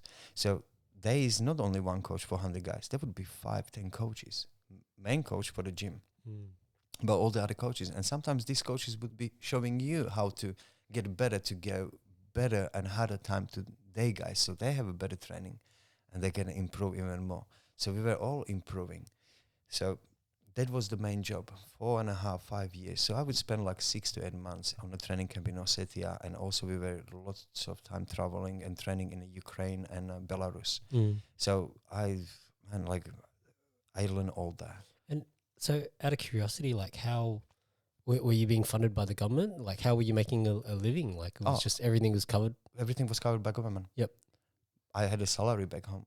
I mean, when I was already at a sport high school, so basically how it works when we were talking before about the selection. So you going as a kid to the gym, you have a session every day. You don't have to turn up every day, but even parents force you to go to the gym regardless. So coach is kind of selecting the guys to be sent to the sports school where you kind of already on a path to go to these Olympic teams worlds, and everything, worlds and everything, like the future professional athletes. So basically you go in the morning to the gym, you finish your 1.5 to 2 hour session, you go to school, you have a full school, you finish school in afternoon, from school right away back to the gym, another 1.5 to 2, you go home, it's 7, 8 p.m, you do your homeworks, dinner, sleep. And what time were you waking up for the morning session? 7:15 I was morning session. Okay. Yeah, so not crazily early, but early enough. I mean, look, let's put it in perspective. The gym, we had the first gym where I spent first many years until we got new gym. We had no heating and we have a winter. So minus what? We wouldn't get more than minus 10, 7, 8, but that's extreme. But still, minus 5, 6, 7, 10, 15. Sometimes, like outside, same inside. You finish session, you're going to shower. One shower worked only, cold water. And sometimes in the winter, even water wouldn't work. So it's just like you bring the bottle of the water, like water bottles with water from home. But that would be very occasional. Yeah. But it was still rough. You're going in the morning to the gym, it's cold. And look, back in the days, we didn't have like 5, 6 training t-shirts every day, fresh t-shirt. So you have 2 t-shirts and you go through them in a one session. So you hang them in a dry room, and it's disgusting when I look at it these days. Yeah, and and then on the afternoon you're coming and they wet and cold. You put them on and you train again. So it's pretty uncomfortable. Yeah. But even in that environment, right? Was there like I'm guessing there wouldn't have been much staph or ringworm. Well, look, I never heard of stuff Yeah. before. Ringworms, abscess will be very, very unusual. On the other hand, gym was extremely clean. It was old place. Man, everything was rusty. Like our lifting area was like literally the machines and tools our coaches grew up working on. So we're talking on a very simple basic, one toilet, one shower, one changing room, not for everyone, and just like rough. Yeah. And even funny enough, I remember when I went first time to Germany on a training camp and competition, and I went to the changing rooms. I'm like, this is nice, new, shiny. And they have a hot water in the shower. Are you kidding me? Yeah, like we would go mostly Poland, Ukraine, Hungary, Belarus. Like you go to these countries, you actually have it even worse than I had in Slovakia. So it's just like, oh man, I'm not complaining what I have at home. Like obviously when I would go to my home, like where I live with my parents and everyone, we would have everything, like heating, water, like it was just the gym. Yeah, that's why we also moved out later on, because the government had less and less money and government funding. So then we had to change the gym and move out of the sport complex we were at. So it was very funny. But yeah, when we come to the school, after when you were at the school, you're already wrestling league as a kid, so you get a financial reward. So it's good pocket money. Not that you're a millionaire, but then when you make it to the national team, you start getting a little bit of some money. And when you made the national team in the seniors and you're really good, my salary was from the club first. Then when you make the international results or you make the results, then the government salary planning from the National Sports Center, like Australian Institute of Sport here is in Canberra. So then you're getting salary. Otherwise, everything else is covered by government. As I said, all training camps, all competitions, everything, and the coach's salary. On the other hand, when we speak about this, also you start getting clothes, uniforms, supplements, nutritions. I had a lunch, so when I was already after high school, when I decided to be a full-time professional, salary, I finished my morning training session. There was a canteen. You're going to canteen, you have your lunch, you go home, you sleep, you come back to the gym, then you go home, you have a dinner. So I would breakfast, dinner at home, and lunch I would have in a canteen. You have a recovery center twice a week, which is professional recovery center, massages. So then you get looked after when you make it. Yeah, when you're good enough. Out of curiosity, what were your parents like about this? Were they 100% supportive for you to try and be the best wrestler you could be? Did they want you to do something else? You know what? That's actually interesting because they both were. I was surprised. They were very supportive, very supportive. And on the matter of the fact, or even on the beginning when I wasn't really good enough, like they were like, just relax. You can win. You didn't win. It's not a problem. Not the end of the world. Like carry on. And then when I started getting better, it was a little bit easier to convince them that not saying I don't want to pay attention to education. I went for the study. I actually, after high school, I went for the engineering. I studied 2 years of engineering. But the problem was I went to Russia. So we 6-8 months in Russia. How are you going to study? No online options back in the days. Yeah. We had the computers, everything, but it wasn't, even I had a sport plan for the uni. My problem was I couldn't make it to exams. Yeah, because continental games are March, April when the first semester is finishing. So I was on a camps, and afterwards you're going another on a camps because the world championship in September. So preparation starting, because this is the thing, to be sent on a, let's say, European championship on the world. Let's start with the European, because this is the first thing. You have to be placed top 3 on the nationals. Yeah. Then the coaches look who are these top 3 wrestlers. Then if the guy who plays third is not necessarily really as good, these first 2 guys are considered who's going for the European Championship, because only one person per one country per weight division. So we cannot have 2 guys from Slovakia in under 65 kilo weight category. They have to pick one. Has to be one. So it's very hard. So you, by the time you're being selected to go to European Championship and European Championship finished, if you don't perform well at the European Championship, you don't have a guarantee to go on a world. So you have to fight again for your spot of number one to get there. And sometimes you lose some of these, how would I say, so-called privileges. So it's very hard world as well, like when you get something and then you lose, and then salary is dropping. These, like, let's say, supplements, depends. Like when I was older, later on, that was a little bit easier because you still number one, you performing, you in national team. We would be 3 guys in the weight division, so there was huge emphasis. We have to look after these 3 guys, but there would be slightly difference between the salaries and what you get between number 1, 2, Number 3. 3. Yeah. So they really so they look after the top 3, but obviously if you're in the prime position, you're going to get looked after that little bit extra. Yes. Because you're going to be the representative, right? But Yes. then if whatever happens, let's say, number 1 gets injured or whatever, then of course they're still looking after 2 and 3. That's so why. That's why when we we went to Russia, it wasn't necessarily, let's say, only those that they're going for European Championship. So that's what I like about like how our Russian coach was operating. So he would take another guys from the weight class, not just because of what if I injured, but there are other guys too. Yeah. My job is to make sure we get make the the best team. results. Yeah. So by the time, let's say I am the best, let's say the other guys can improve even better. So everyone has an opportunity. So the way it worked, there would be money, not necessarily as much. So the coaches could sometimes play around. So instead of buying flight tickets to Russia, we drove to Russia.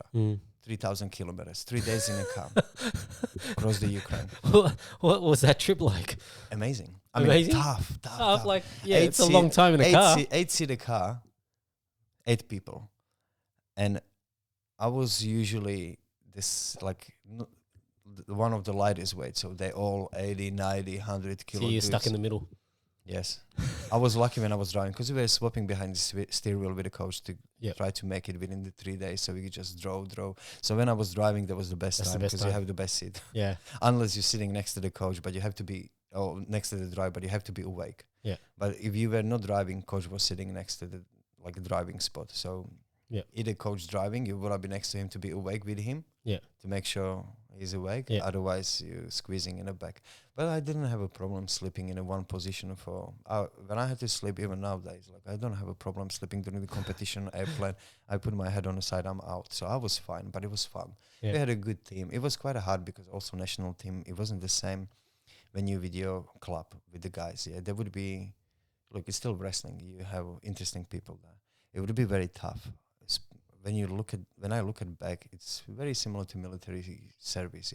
Yeah. You're going to these Olympic centers and these places, only men, all wrestlers, and you eat together, sleep together, shower together. Even it sounds a little bit controversial, not necessarily in one shower, but like it's big premises, big showers. Yeah. Yeah.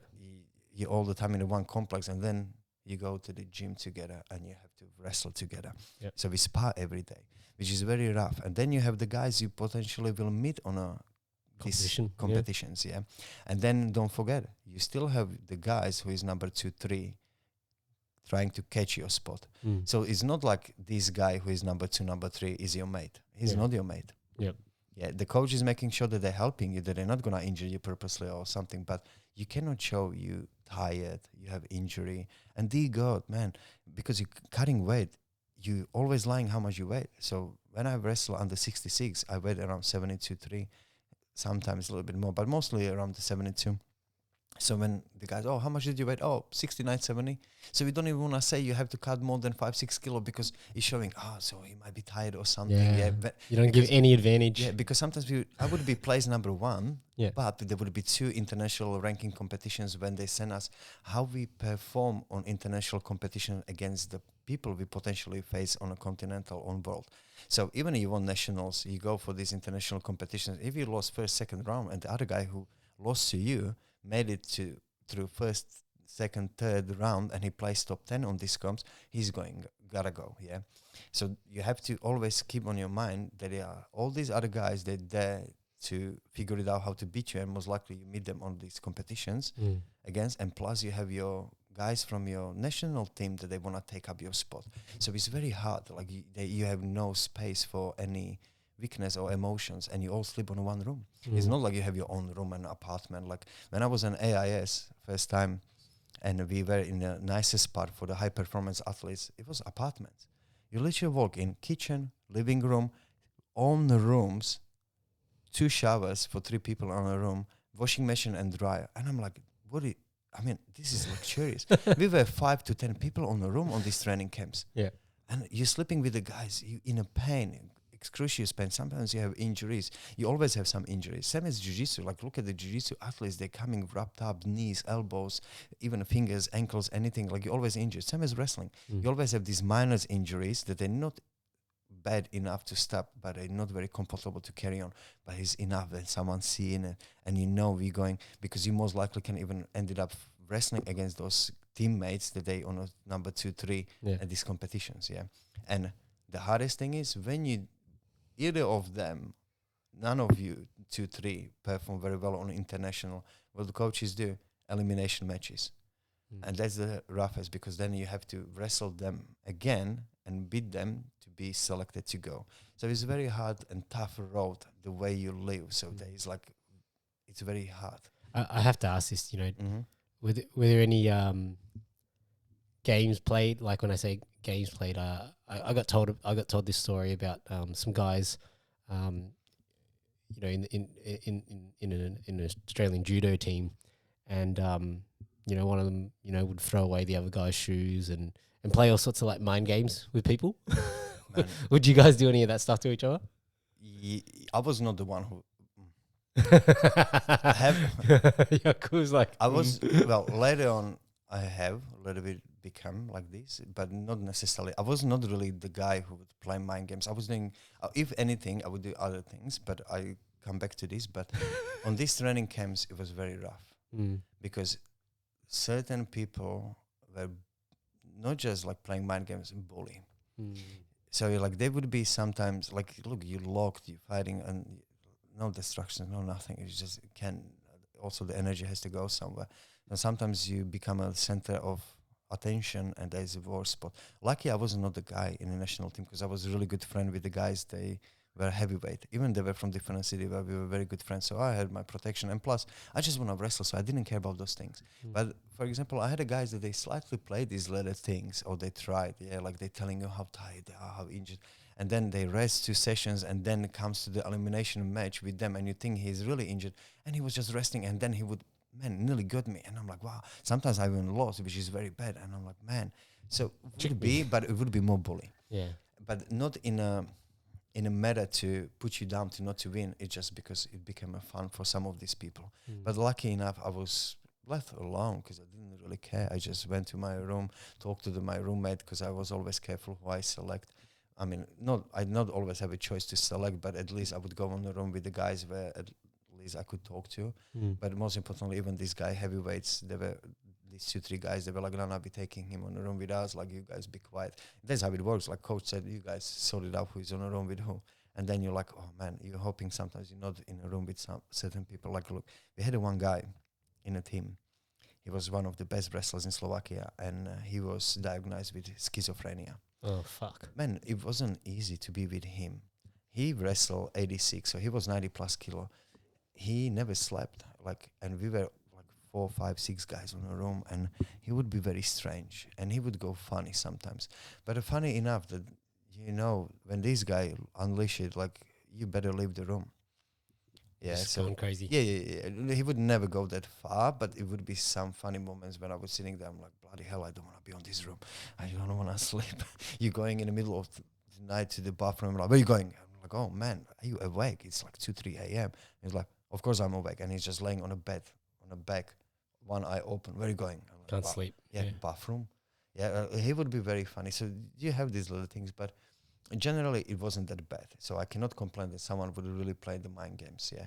Unless if you're a little bit vulnerable to the bully and picking on you, there would be a problem. Yeah. I didn't really care. I learned one thing. When they're laughing of you, just don't pay attention. They all laugh with them.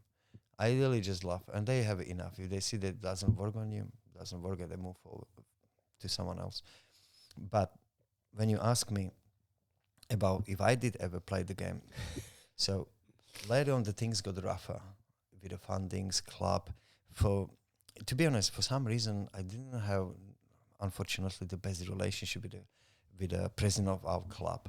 And I feel because he also didn't see me to be the one of the best or be the number one. He always, there were another guys, like one of my best friends in my club. We were in the same weight division, which was very hard because we were training together and coaches were really pushing us to go hard against each other. And one of us only could go. Yeah. So it was very hard. On the other hand, we were really good friends. So if he made it and going to European Championship, my job is to help him to prepare, wish him the best. We always hope we meet in a final and we sort it out in a final. Whoever wins, wins. So we been told by coaches, look, out of the mat, you are the friends, brothers, whatever you want to be. On the mat, you're not the friends, no enemies. Mm. So I don't want to see any losing each other's cause, or you don't want to do it because he's your friend. So sometimes it's hard when you on a training session with your best friend and he's a little bit injured, tired, and having, when you don't have a good day, you don't have a good day, and coach is pushing you and go and again and take down. So even there are still 2 minutes to go in a sparring, and he is tired, and you took him down 5 times. The coach wants you to take him another 5 to 10 times. Mm. But you see he's breaking your friend. But the coach it's good. He needs to learn how to get back up. Yeah. So he's shouting at him, get up until the end. There was always until the end, until the time finished. The guy who is willing to wrestle till the end is the one who will win. Yeah. So he's pushing us both, but then you're hurting your mate.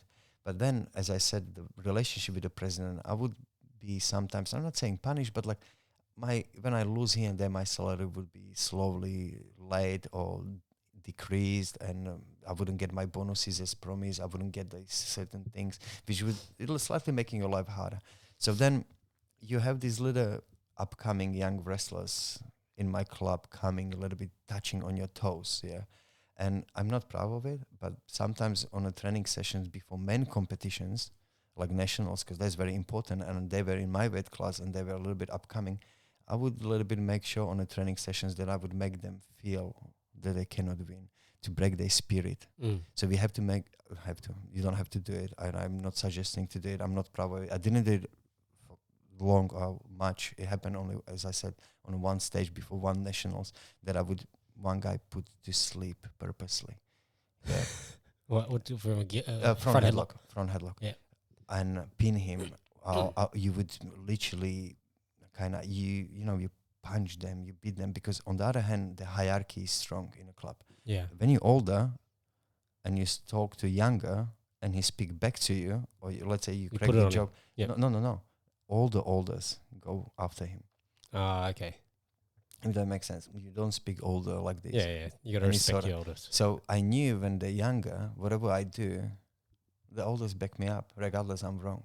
Because it's not about if I'm right or wrong. Yeah. Unless it's very bad and I'm very wrong, obviously they would sort it out. Yeah. Like they would say, like, you crossed the line. But in this matter, it was like on the edge. So it didn't seem necessarily like I crossed the line, but I did it the sneaky way.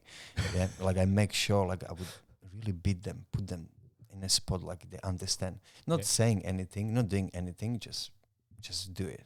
So I would pick when I see they're tired after the round. I'm like, come with me. Even coach mostly pedals up. I'm like, no, come with me. Yeah, and then put him sleep, go very hard, just beat him.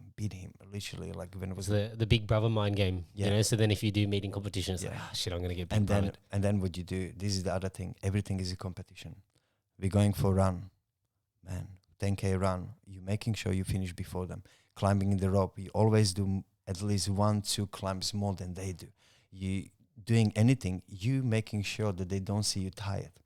They doesn't bother you. Like it's lots of not necessarily acting, but like just man. So yeah. But even that, like you're actually getting a benefit there too, because you're pushing yourself harder. Mm-hmm. B, you're also doing more reps than what they're doing. Yeah. Right. So naturally, that helps you to stay ahead of the game too, right? Yeah. I mean, if it's healthy competition, yeah. I must say we had quite a healthy competition. What I said before about what I did. I hope that I hope they don't have any problem with this. I'm still friend with these guys. Yeah, they're my younger. It just happened once, twice, and it was only because I was really scared. Not scared to lose them, but I knew I'd be punished and I face other consequences because I really didn't want to give up this spot. So I'm like, I'll do anything. I don't care. Yep. Yeah, well, it's also part of the system that you're growing up in, right? Very rough, very Yep. tough. No one cares. Yep. Like, look, you're out, you're out. Yeah. So then, when you started to have your sort of breakout performance, like obviously it culminated in you getting recognized in 2011, right? Like you get this the National Wrestler Award.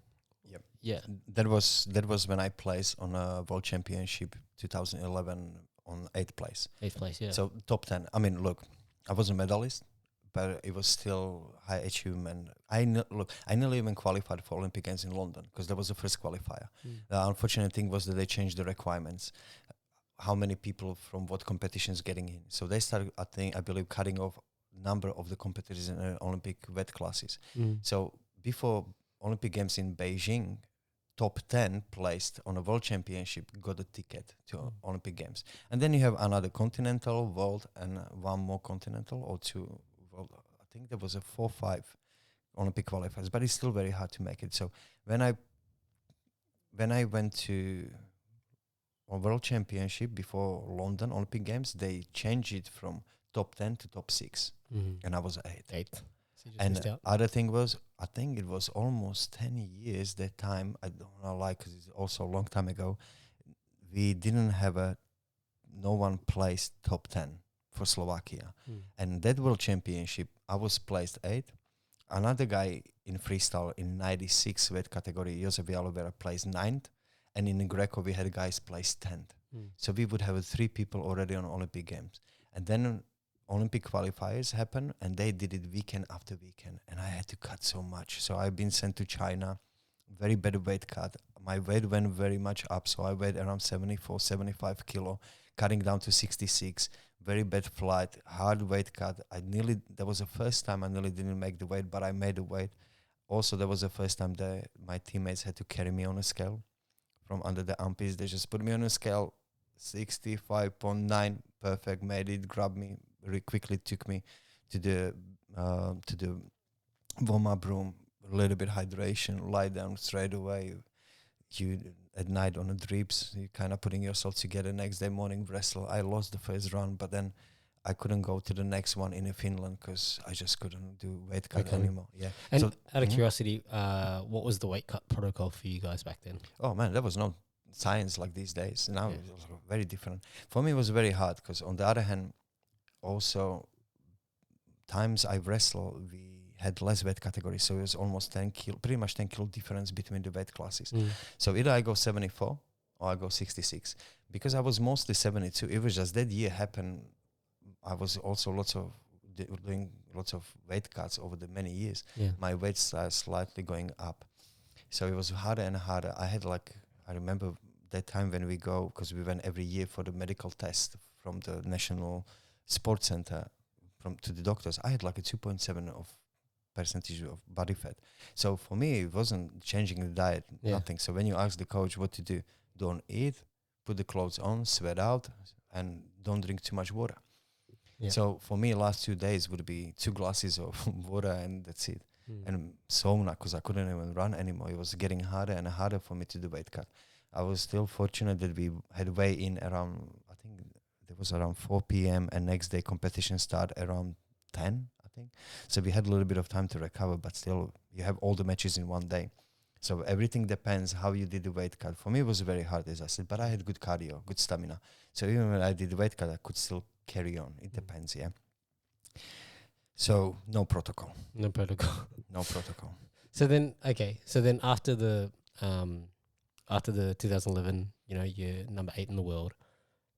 What happened from there? So I guess what I'm curious about is like your transition to then obviously, changing everything completely and ending up in Australia. Like, how did that come about? So that was 2011. I came to Australia 2014. So what happened was I thought the next year I'm a world champion. Regardless, I didn't make the Olympic Games. I was heartbroken because I didn't make it, but at the same time, I was so close. I'll make it. And I got the 8th. The way I performed on the World Championship, I was like, I was amazed. Yeah. I lost, look, the top 10 guys in my weight class that year, I was only one who was not medalist from Continental, no World or Olympic Games either. So I was like pretty much like, oh, not underdog, yeah, but pretty much underdog. Like, whoa, what a surprise, yeah. So I thought I'm gonna make it. Yeah, I always perform very well on the ranking comps too. I would be always placed top 10, but there is like 30, 20 plus people, and you have all these number 1, 2, 3 from other countries. And we've always been sent to these ranking comps to Ukraine, Russia, Poland, Hungary, Germany. Even that was one of the hardest too. So I could very well perform. So I knew I can make it, but it was still very hard. But after that, I thought world will change for me. But then what happened? Politics interfered. Because the way it works, when the athletes make results, the government gives them money. So let's say there would be, I was 8 on the world, I don't exactly remember, 15, 20,000 euro a year for me, for the preparation and everything. But because we had multiple guys, we would do results on a European or world, so only head coach has access to this money. And now everyone were kind of start politicalized what's going on, because there was also money coming in suddenly. And there was big, how would I say it? Even when I've been selected to go first time to Russia, president of my club said, no, you're not going. I am not letting you to go with them, because I don't believe that this, because he's Russian and I don't know what, that he might stealing the money from it. And I'm like, so what am I supposed to do? I want to go. And he's like, my president said clearly, if you go to Russia, my very first trip, you don't need to come back to the gym anymore. And I was like, whoa. And plus, I had a contract signed, so I couldn't just leave my gym to go to another gym unless my president give me signature. I wouldn't be able. It's like we use professional soccer player. You can't just go from Real Madrid to AC Milan, just, hey, guys, I'm here. Yeah. Even if they want you badly, you still have to be left to go. Yeah. So I spoke with my coach, because he was there after the meeting, and my coach is like, look, I don't care what he said, my personal, you're going to Russia and you will come back. No worries. Yeah. So there was many people that didn't like our coach. So when the money came, what he did, he could use those money obviously only on me. Another package of the money on the guy from 96, another package of the money who had. But what he did, he used those money to take other people to the training camps. Because when there were no money on the other guys, it would be very hard to take them. So he used this money to take all the other people. So we were always 8 people on a training camps, 10. Even the money were only on 3, 4. So they kind of did, because when you head coach, you selected for 4 years, Olympic cycle. It's only in Australia when you're not even properly selected as a head coach. I'm sorry, but I have to be a little bit critical, even I don't like to be critical, because it's always easy, but in this time I have to be. So we 4 years. So what they did, he was re-elected after the Olympic Games in London, because that happened a year after. I don't know how they did it, but they got rid of him. And we didn't know about that. So we came to the national championship, and they told us, everyone, before, when we arrived, we had a weigh-in, and they said after the weigh-in, everyone, we will have a meeting, freestyle wrestlers, whole team. Almost, not all competitors, but a whole national team, and people they considered it also as a national team number 2, 3. And those especially, they were coming to Russia. So we sitting there, and they explaining us that our coach is not our coach anymore, and they introduce us new coaches. And I'm like, oh, okay. And now I'm thinking, so fine, what's next? The national championship finished. But what was hardest for me, after the Olympic Games in London, me and my coach were sitting, and I'm saying, like, I don't know, coach, if I can do 66 anymore. And he's like, I know. I believe you should go 74. And I'm like, but I'm 73, 4, 5 kilo. Like, it's just a little bit fluctuating, these 2 kilo up and down. And he's like, that's completely fine. I used to wrestle 74 and I weighed 73. Doesn't matter. You can make it. I'll get you there.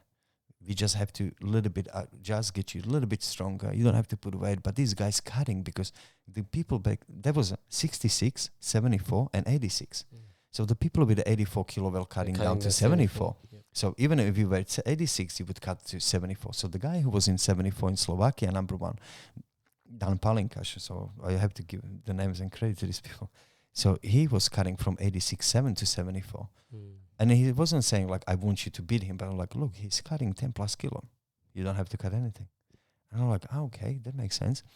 So I transitioned to 74. So I already, after Olympic Games, was competing on a few comps, which I did even some of them better than at 66, which I was surprised. And when they got rid of him on that national championship, I was wrestling 74. And we were 3 guys there. So I lost that guy I mentioned, but then he lost to the guy that I beat a few weeks before on a league. So 3 of us, we all beat each other's. But the guy who I lost to, he had the best results in 74. But the way it goes, and it's supposed to go, we all 3 will be considered to go everywhere. But after the national championship, you have a meeting with the head coaches and they explaining the next steps. And when I spoke with the head coaches, they told me, look, you're not 74. You got a 3rd place on the nationals. You're supposed to be 66. I'm like, I understand, but I already made agreement with a previous coach and I make the changes, club accepted everything, and I'm doing 74. And he's like, that's very nice, but the person you're talking about is no longer anymore he. And whatever your club said, is your club, we are national team. And I was like, I'm not doing it. Also, I had a quite health issues with the kidneys from weight cuts because I was doing just water cut. But over the many years, I was just cutting weight because there was old school era. You have to cut weight, you cut weight. You're always cutting weight, coach is pushing you. And I'm like, I'm not doing it. He's like, you're not doing it? You're not going anywhere. I'm like, what do you mean? We're not taking you for this ranking competition if you're not going 66. And they really did it. So all team went to these competitions where they're qualifying for these tournaments, and they did not include me. When we went for the training camps, the thing has changed. Before, they were saying that he apparently stealing money. So we spent 6 months on the training camps a year, up to 8. When we had the new coaches that year, we did like 4 camps for 2 weeks. We went to Russia for at least 5 weeks every trip. And from there, we would go to competition and then back to the camp to Belarus, back to the Russia, back home for 2 weeks, back to the competition, again back to the Russia. So it's like this. And all of a sudden, 1 camp in Hungary, 2 camps in mountains in Slovakia, and another camp or 2 in Poland. And I'm thinking like, no way these camps cost the same. There is no travel, it's much cheaper, yeah. Even in Russia, it wasn't as expensive by accommodation like those countries, even a little bit cheaper, but still. So we were going less and less. Most of the camps would be in Slovakia, which was like, just us. But the problem I seen, even when we had in Slovakia, it was mostly always Hungarian team included because the new coach was from the southern part of Slovakia, Hungarian speaking, so he had a good connection with Hungarians.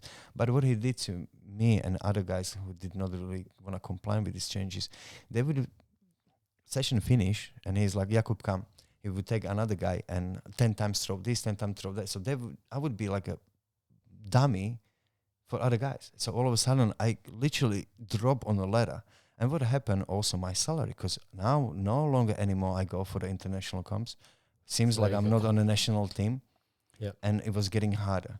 The other thing, that was the hardest part because all of a sudden when we spoke on the lunch, even the support of my parents, because my father held everything, they had a family business, he was also a little bit funny about this. So he didn't support me no longer anymore, not necessarily financially, but not any other way. He just left me alone. Like kind of, you're not there, you're like no one. I'm like, Dad, what are you talking about? But they doing X, Y, Z. I don't care. You lose the weight, but I can't lose weight anymore. I'm really on 74.5. It's even harder. I don't want to. So it was very hard. Then I make the decision, okay, I'll go weight down. So when I said it, they're perfect. If you're going 66, we're taking you right away on a world championship, but you have to do 1 competition. And we're like, okay, cool. So they said 1 international competition in 66, 2 months before the world, and you're going 66 because you haven't competed almost 1 year in 66. That was 2012, 13-ish. 13, yeah. That was 2013. So we went to Poland for the ranking competition, and they said clearly, there was another guy in 66. And they said, if either of you lose the first round, because when we seen the people that came, oh man, there was 1, 2, 3 Russians, number ones, yeah. 1, 2, 3 like Polish. I'm not saying it's fine, but they were still very strong. But you rather wrestle Polish guy than Russian. Then you had a few 2 guys from Belarus, from Ukraine, Georgian, Armenians, like Kazaki, like just the elite, and then you have some Germans sometimes coming, but even they're really good. Yeah, so it wasn't the competition where you have no one really to pick. You want to first round, even you don't really think of I want this guy or that guy. So I went with the Russian. The other guy went with the Russian too. So my teammate lost within 30 seconds. I had a pretty good match with the Russian guy. I lost, but still a really good match. Anyway, the match finished, and they're like, "Look, guys, you both out. Even you wrestled very good, Jakub, but still you didn't win. So we're giving you an elimination match." I'm like, "Cool. I don't care." And the elimination match was all of a sudden on the day. So of the competition, they organized before the semifinals and everything, that they put us on one mat to have a match. And I don't like to say that things are rigged. Sometimes confusion's happening on a mat, but the match finish, it was 5-4 for me by the points. And we have the thing when you throw the challenge. However, when you're throwing the challenge, you have to throw the challenge when the thing happens. You want to challenge the decision of referees. Yeah. So the guy or the coach, there was another coach, he's also from Slovakia, with other guys as well, like they personal coaches, yeah.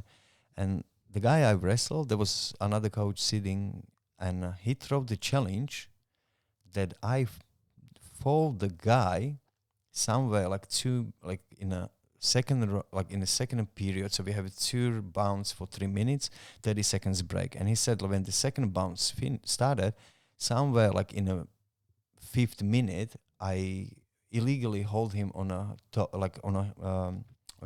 for the toes. So you cannot hold only ankle below heel, and everything after heel, the foot you cannot hold. And he said that I was holding a foot. I hold the foot, but the way it goes, referee slap your hand, he warns you, and you have to quickly remove it. But you have to get a warning sometimes, or when it's really fault, then they give the point. And that's what they throw the challenge. And now the strangest thing was like, even those coaches from Slovakia, they came to the table of the referees, and it was 1 minute, 2 minutes, they talking. I don't know how long it went, but it was quite a little while. And I'm looking, what's going on? And all of a sudden, the referee coming to the mat, and he showing foul, 1 point to the guy, and I lost the match 5-5. And I'm like, whoa, 1 second. And what are you doing, guys? And this is the thing, yeah. If they would give him a point on the time when I did the foul and I supposed to be punished by penalty point for my opponent, I still have 1 minute. Yeah, you can still score. Yes, but I didn't get any time. So it was end of the match. And so the thing was, they supposed to not do it. Other funny thing was, there was no camera.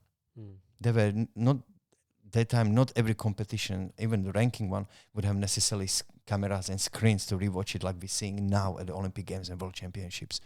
And I'm like, so based on what? Like, why our national coaches were actually standing there? Because they should be standing beside and just let the team sort it out. But they were standing there and arguing. Like, I think there is lots of kind of push and forward, but I don't know who's from. Because when I start walking to the table, the referee is not athletes away. And now, when did it happen? They gave him a point. I lost the match. I knew what happened. I'm done. Yeah. Like, I'm not going, most likely. So I was very angry. Like, I mean, there was the time when I got back to the room, I destroyed the whole room. Like, I completely ripped things apart. I ended up in a bath, sitting in a cold water with clothes on, with everything, just punching everything. Like, I felt I feel ridiculous now even thinking about what I did, like how I could not lose my control, but I understand why.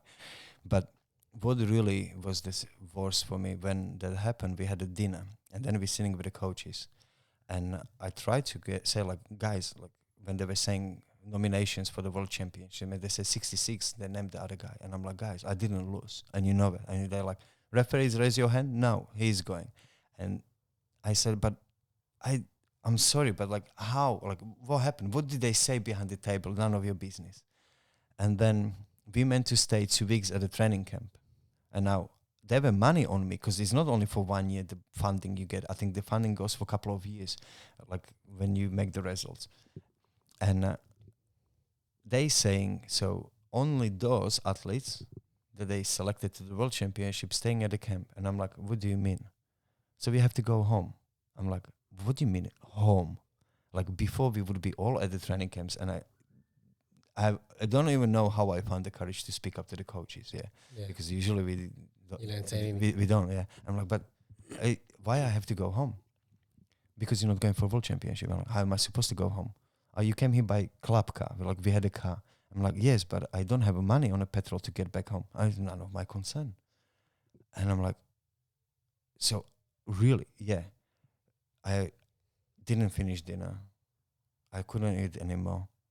Everyone left. I was sitting in a canteen. I didn't know what to do. My teammate, the guy from 74, who I lost to on the nationals, like we were very good friends, Even we fought against each other. He took me for a walk that night, and we didn't speak much. We were just walking. There was nothing I could say, and I wasn't even angry anymore. I was heartbroken. Like I knew when I get back home, everything is finished. My salary. I know that my father will be very, very cruel to me as well for this. He wouldn't believe me. I'm making excuses that they rigged me. I don't even have a video, nothing. So it was crazy. What am I gonna say? My president and my salary coaches, he raised very straightforward. You have to go to World Championship. So next day, I woke up, went to watch a little bit the guys competed next day, support them. They're still my teammates. I'm part of the team. And then they're like, Jakub, don't go. I'm like, what do you mean don't go? National coach coming. So when you're leaving? And I'm like, whenever I decide to leave. Yeah, like I gave him attitude. I just could not stand him and look at me very angry. I'm like, why are you asking me? I leave today, no worries. I'm not staying. Like you don't have to pay for me for the room. I'm going right away. Thank you very much. Shook his hand. Still, you have to do it, you're a man. They say goodbye to the guys or like, hopped in a car and just drove home. But man, the drive was long. I think there was like 700 kilometers on my own. I had only the old school GPS on the screen. Took me once somewhere in the middle of the field. I remember, man, like on the field, and I'm sitting there. I'm like, man, I'm lost. Looking at the petrol, I didn't, because Poland that time didn't have a euro, and I don't think even have. No, they still don't have a euro currency, and we had a euro already, and I didn't have local currency. They wouldn't accept the euro, so I couldn't even. I had no cards to pay by the time. Didn't have account. I was getting salary by cash. It was back in the time, So I was just hoping to cross the border with Slovakia to fill up the tank. I just got to the Slovakia, had $10, fill up the tank, got home in the middle of the night. My father's asking, what am I doing here? And I'm like, I lost the competition they sent me. He look off, walk away, didn't talk to me for 2 weeks. Went next day to the club, they already knew what happened. My coach, personal coach, was talking to me about what happened. President of the club walked in, didn't even say hello. He completely walked past me. He then just like, hey, we will talk later.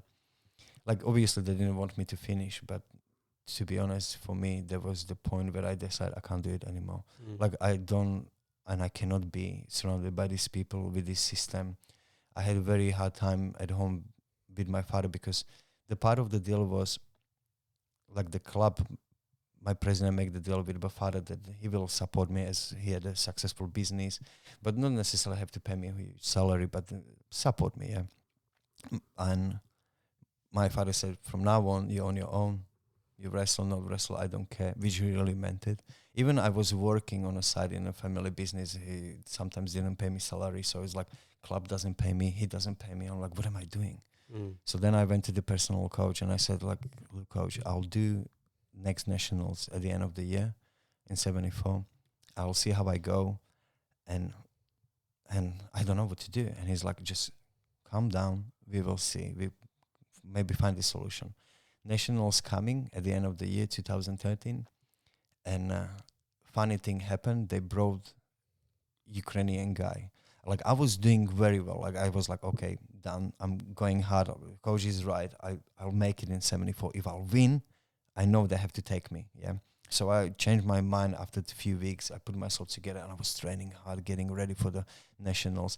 Funny enough, I started beating my teammate in 74, who was the guy who beat me before on a training session. All of a sudden, which was sad because he didn't take it very well. So our relationship suddenly, when I started having even matches and even winning on the training sessions, he kind of take it very personal. So it was very sad for me, even in a club, like having best friend and or like a really good friend, even if he's from different time, he joined the club and it's like kind of funny.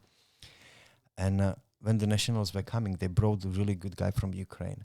And the situation is to wrestle on the nationals, you have to be at least permanent resident and being signed in a club. The guy was signed in a club of one city, but he was not permanent resident. He had no single document. Yeah, and we didn't have a thing like in Australia. They changed it that they allow foreign wrestlers to wrestle on the national championship because they don't have enough people. So at least give a competition and good rounds to the local Australian guys to wrestle at least foreigners. But even if they don't win it, them in a final, they still select the best wrestlers from Australia. But we didn't have such a regulation. So it was completely illegal. So he turned up and I'm like, what he's doing here? They allow him wrestle. I lost to him in a semi-final. Man, you know, like this is the thing. You have a sometimes style against the style. As I said, the story about the guy I lost and I beat the other one, and that guy beat him. I lost the match in the semi-final. Like I was devastated. I wasn't hoping that my teammate will lose him. I knew the only one thing can save me is if he lose. So he lost, I lost, he was second, but it doesn't mean that he's better than me. I want him to win because I want him to beat this guy, which he did. He actually made it up, actually winning to him. Even we both lost to him before 2-3 times. We knew that guy already. He was really good, and he beat him. So even that Ukrainian guy was gone from Slovakian team. But what it meant for me, because he even beat him, I was out. Yeah. No 66, no 74, and then things got even worse in the club and at home, the situation with the father. And I was just like, what am I doing? I start thinking, I'm 26. I don't know what to do. All what I know is wrestling. They kicked me out from university after 2 years of engineering. Then I went to the economy. 2 years of economy, I got kicked out as well for the same reason of being on the training camps only. I'm like, I don't have unit title. I don't know any other foreign language besides Russian. Only experience of work I have from the family business a little bit. And I told myself, I just give myself a little break. I spoke with the coach. I might be quitting. I think this is it. And he's like, look, it's December soon, January. Let's see what's going to be next year. The things didn't get any better next year when I heard the selections and stuff, when the national coaches caught up with us. And I just decided to just let it go. And why I made the decision to come to Australia is because, as I mentioned, my best friend Daniel and his brother Pavel, they left 3 years. They've been here already they've been here already for 3 years that time, and he was always come here. And I wanted to come always to Australia. As I mentioned, when we grew up looking up to America and the Western world, like, you know, like reason why I joined the wrestling because it was sports. It was opportunity to travel for us. Yeah, like I could see the world. No other way I could see the world. My parents couldn't support me. I would not really make any money to go to anywhere around the world and see it the way I seen it through the wrestling. So I always want to be experience of living, like, man, you in Eastern Europe, like, just, you know, like living by the beach or, you know, learn the language or, I don't know, just have different life. Look, I had no, like, first girlfriend I had, I was like 19 years old and that lasts only 1 month and then no girlfriends. You have nothing. You cannot hold the relationship. What a woman would be with you if you just, like, you know, even girlfriend, like, you go to Russia for 6 months, they don't see you, like, yeah, like, you sacrifice everything. Like, yeah, I did go out here and there, but like partying and holidays, man, I had no holidays. I remember I didn't go with my parents on a summer holiday since I was 13, 14 years old when I started taking seriously wrestling. So during the summer is preparation for competitions. Yeah. So we're just training. Wintertime, Christmas, you go home, you eat with your family. Next weekend, you have a New Year's Eve, and 2nd of January, training camp in a mountain starting. So it's just like Non-stop. Everything. Yeah, like really, like you don't have, like, what do I know about the life besides the wrestling? And he was just hammering me, come over here. So I remember, like, after New Year's Eve, we were drinking with the boys. I moved out from the house. I was living with my another really good friend, a former wrestler. He had his own company.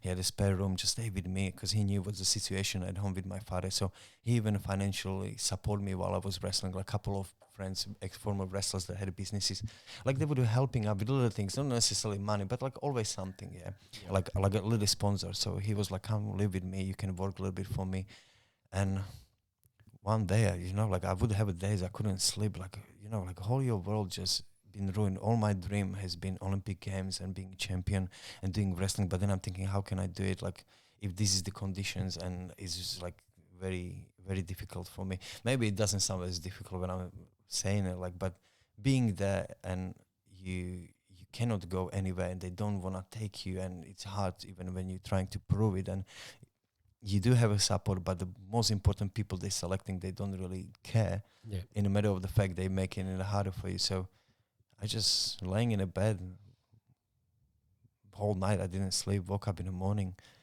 went to meet the parents, and I'm like, guys, I think I want to go to Australia. And they're like, what? Yeah, I think I want to go to how? I don't know. I go to the agency Daniel went through. I asked them, how can I make it? And I'll go. They didn't believe me. They thought I'm bluffing. No. Yeah, sure, right. Go to the agency. Yeah. My mom already started crying because like, what are you talking about? Yeah. So I went to agency. They told me, oh, when you do this, you can go as a student. This is the visa. This is the cost. You can make money or la la la. Like a really nice story, which was also true. It's not like they're making it up. Yeah. And I already knew because Daniel was here. So I signed the contract. Came to the parents and I'm like, can I get my savings from the bank that had been put there when I was a kid? And they're like, are you serious? Yes, I am. My father didn't care. He didn't really care. My mom, please don't go. I'm like, what am I supposed to do? I don't want to be here. I don't know what to do. I feel like it's enough. Like, I think it's finished. Like, I'm 26. Like, I don't know anything else, yeah? And within 4 weeks, I was on a plane. And I came here, which was very challenging coming to Australia. I mean, like, I'm sometimes I'm thinking, like, coming here, I was like, I don't care, I don't speak English. I had a $200 or $300 in a pocket in a cash.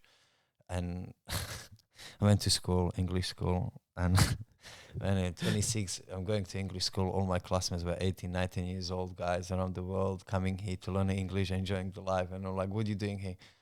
I don't know. and I couldn't even say anything. I had zero English. I just, because my name Jakub, I'm from Slovakia. That's it. Maybe how old I am. That's all. Yeah. And yeah, that's how it all started. Wow. So then, you get to Australia, and then how did you start to work out, how you're going to make a living? How long did it take you to pick up English? Well, okay. So it was very challenging because coming here, not knowing language, not having any working experience, and still going to school 5 days a week, it was hard. So few things has changed what's been told me in the agency and what even Daniel told me. So within 3 years, because there have been lots of these international schools when people paid, came here, studied, but they didn't go to school. That's what they told me in the agency. So I started doing it, looking for the jobs, going around, didn't go to school for 3 days, 4 days, 1 week, next week. And then I received the letter, asked my friend to translate the letter, Daniel, and he's like, "Did you missed more than 20 or 30% of attendance? And if you miss any further, they report you and you're losing your student visa." I'm like, oh, fuck. Gotta go to school? Yeah, because I thought I don't have to. So then I have to go every day from 8 till 3 or 4 to the school, then go home, study, looking for the jobs, giving the resumes. But like, just somehow I just was a little bit, it took me a couple of almost month and something to find a job. Excuse me. Which was very hard, but at least I had paid accommodation. So that was fine. For this time I had to pay accommodation upfront. So I had where to live, but the problem was what to eat. So I would have side gigs always, 1 shift, 2 shifts in a week here and there, like whatever, just contacting and sending messages and calling people. And even Daniel, my friend, helped me go call this guy, that guy. Yeah, come tomorrow, construction, come tomorrow, cafe. But then you coming to the cafe, you don't know anything. So they literally like go home. Yeah, like I didn't know what they're telling to me. I just always say, yeah, I know, no. Like, no English, yeah. Like I would send messages usually, yeah. Using Google Translator. So it took like 2 months. My first job was I was a kitchen and efficient chip shop, and then even making burgers on a grill. Man, that was most humbling thing. Coming from Slovakia, you know, like being accredited wrestler, people even know you a little bit. You know, like you in your city, small town, like people know who you are. Had a nice car at home, you know, like coming here and nothing. You scrapping dishes and chopping veggies, doing preps, coming, finishing work late and walking home because no bus. I didn't even have enough money to buy bicycles, so it was very tough. Then I was going to, I wanted to learn how to make coffee. Mm-hmm. Yeah, because better job, better money. So I was going every morning with my friend Daniel to his coffee shop from 5 till 6, 7 o'clock, learning how to make coffee, then quickly to the school. From the school, I had an hour and a half to, so I quickly did workout, or went to the gym, do wrestling session, then went to fish and chip shop, worked till 9:30, 10 p.m., got home, homework, sleep, and that's what I repeat until I got like first gigs in the cafes and better money, more shifts, then different education started. So I went to the college, I think they call it, so I could choose morning or evening. So I even I choose evening so I can work in the morning, train, and then study at night.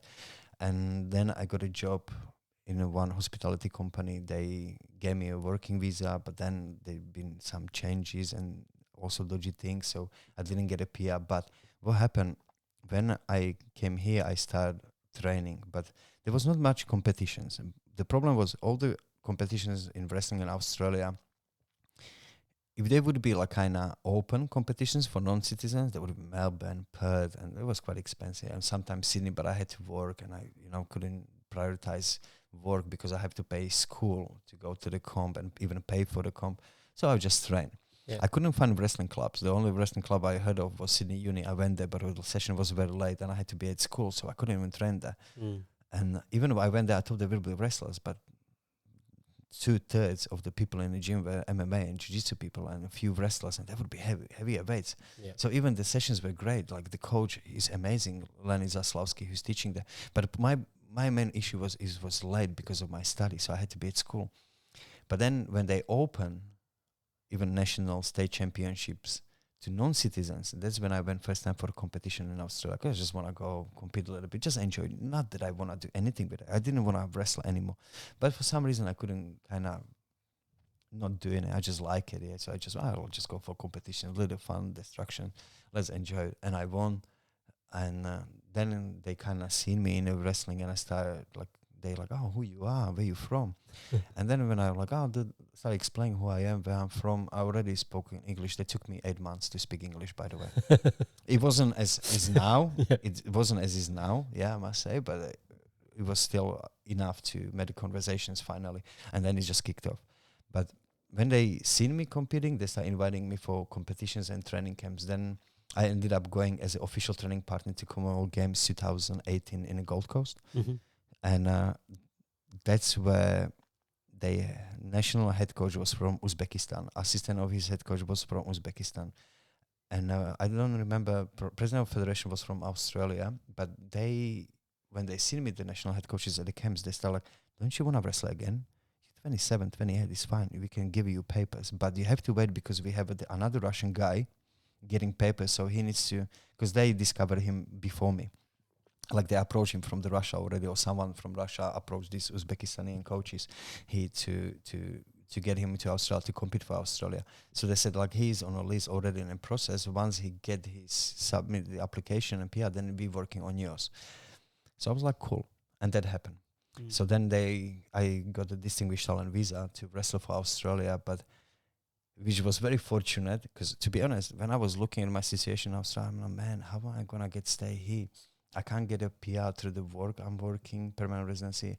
I have no other qualification, any other jobs, no education, like nothing.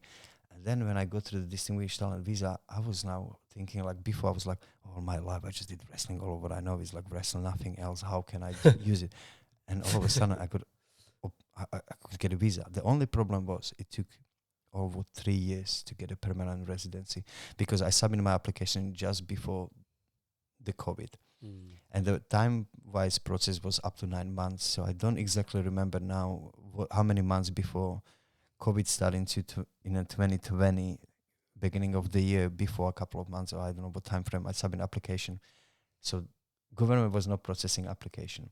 So I missed out getting PR and tried to go competing for Commonwealth Games in Birmingham, Tokyo, and even I got my residency last year. So even Olympic Games Paris would be out. But to be honest, on the other hand, like as much as I wanted to, on the other hand, I was sad. But like, look, I can't compete anyway. I didn't want to compete anymore, so I became at least head coach. So I got into the role of head coach for Australian national team. So that's kind of like short story. Nice outcome. Yeah, but the English, man, challenging thing. I remember first months coming at home and learning vocabulary, grammar, and everything. Like just trying. Like I must say, I didn't really care back in the days learning English at the school. Yeah, and even I studied, I tried. It's not the same. But plus, I didn't pay attention because I always was saying I just want to wrestle, and yeah, one day when I go, I learn there, which happened. Yeah, because for me it was easier to learn from here, going to school, being exposed with the people. But it was hard, and then the hardest it was when I started teaching. I realized that the vocabulary of explaining the techniques, that was another level. You always have space and room to learn. So it was beautiful journey, challenging but beautiful. Yeah. Isn't it amazing? Like, when you sort of think back on it, right? It's kind of like, I think there's two things that probably would have happened along the way. Obviously, when you decide that you're not going to wrestle anymore and you're so angry, about everything that happened, right? And you come to Australia and then it's like, what the fuck am I doing with my life, right? I mean, look, it wasn't just that I was angry. Like another thing to be honest, when I kind of decide I'm done, I don't even remember, to be honest. I wasn't even training for a month, and there was like a January after New Year's Eve in 2014. I remember when I lived with my friend and I was so down and angry, I would be drinking for probably 1 month straight. I mean, like, we're talking about wake up in the morning, having a drinks and drinking until next day in the morning, and just like, I wasn't even a drinker. I just don't even know how it happened. But now I understand, like, when these things happen, like, you just don't know.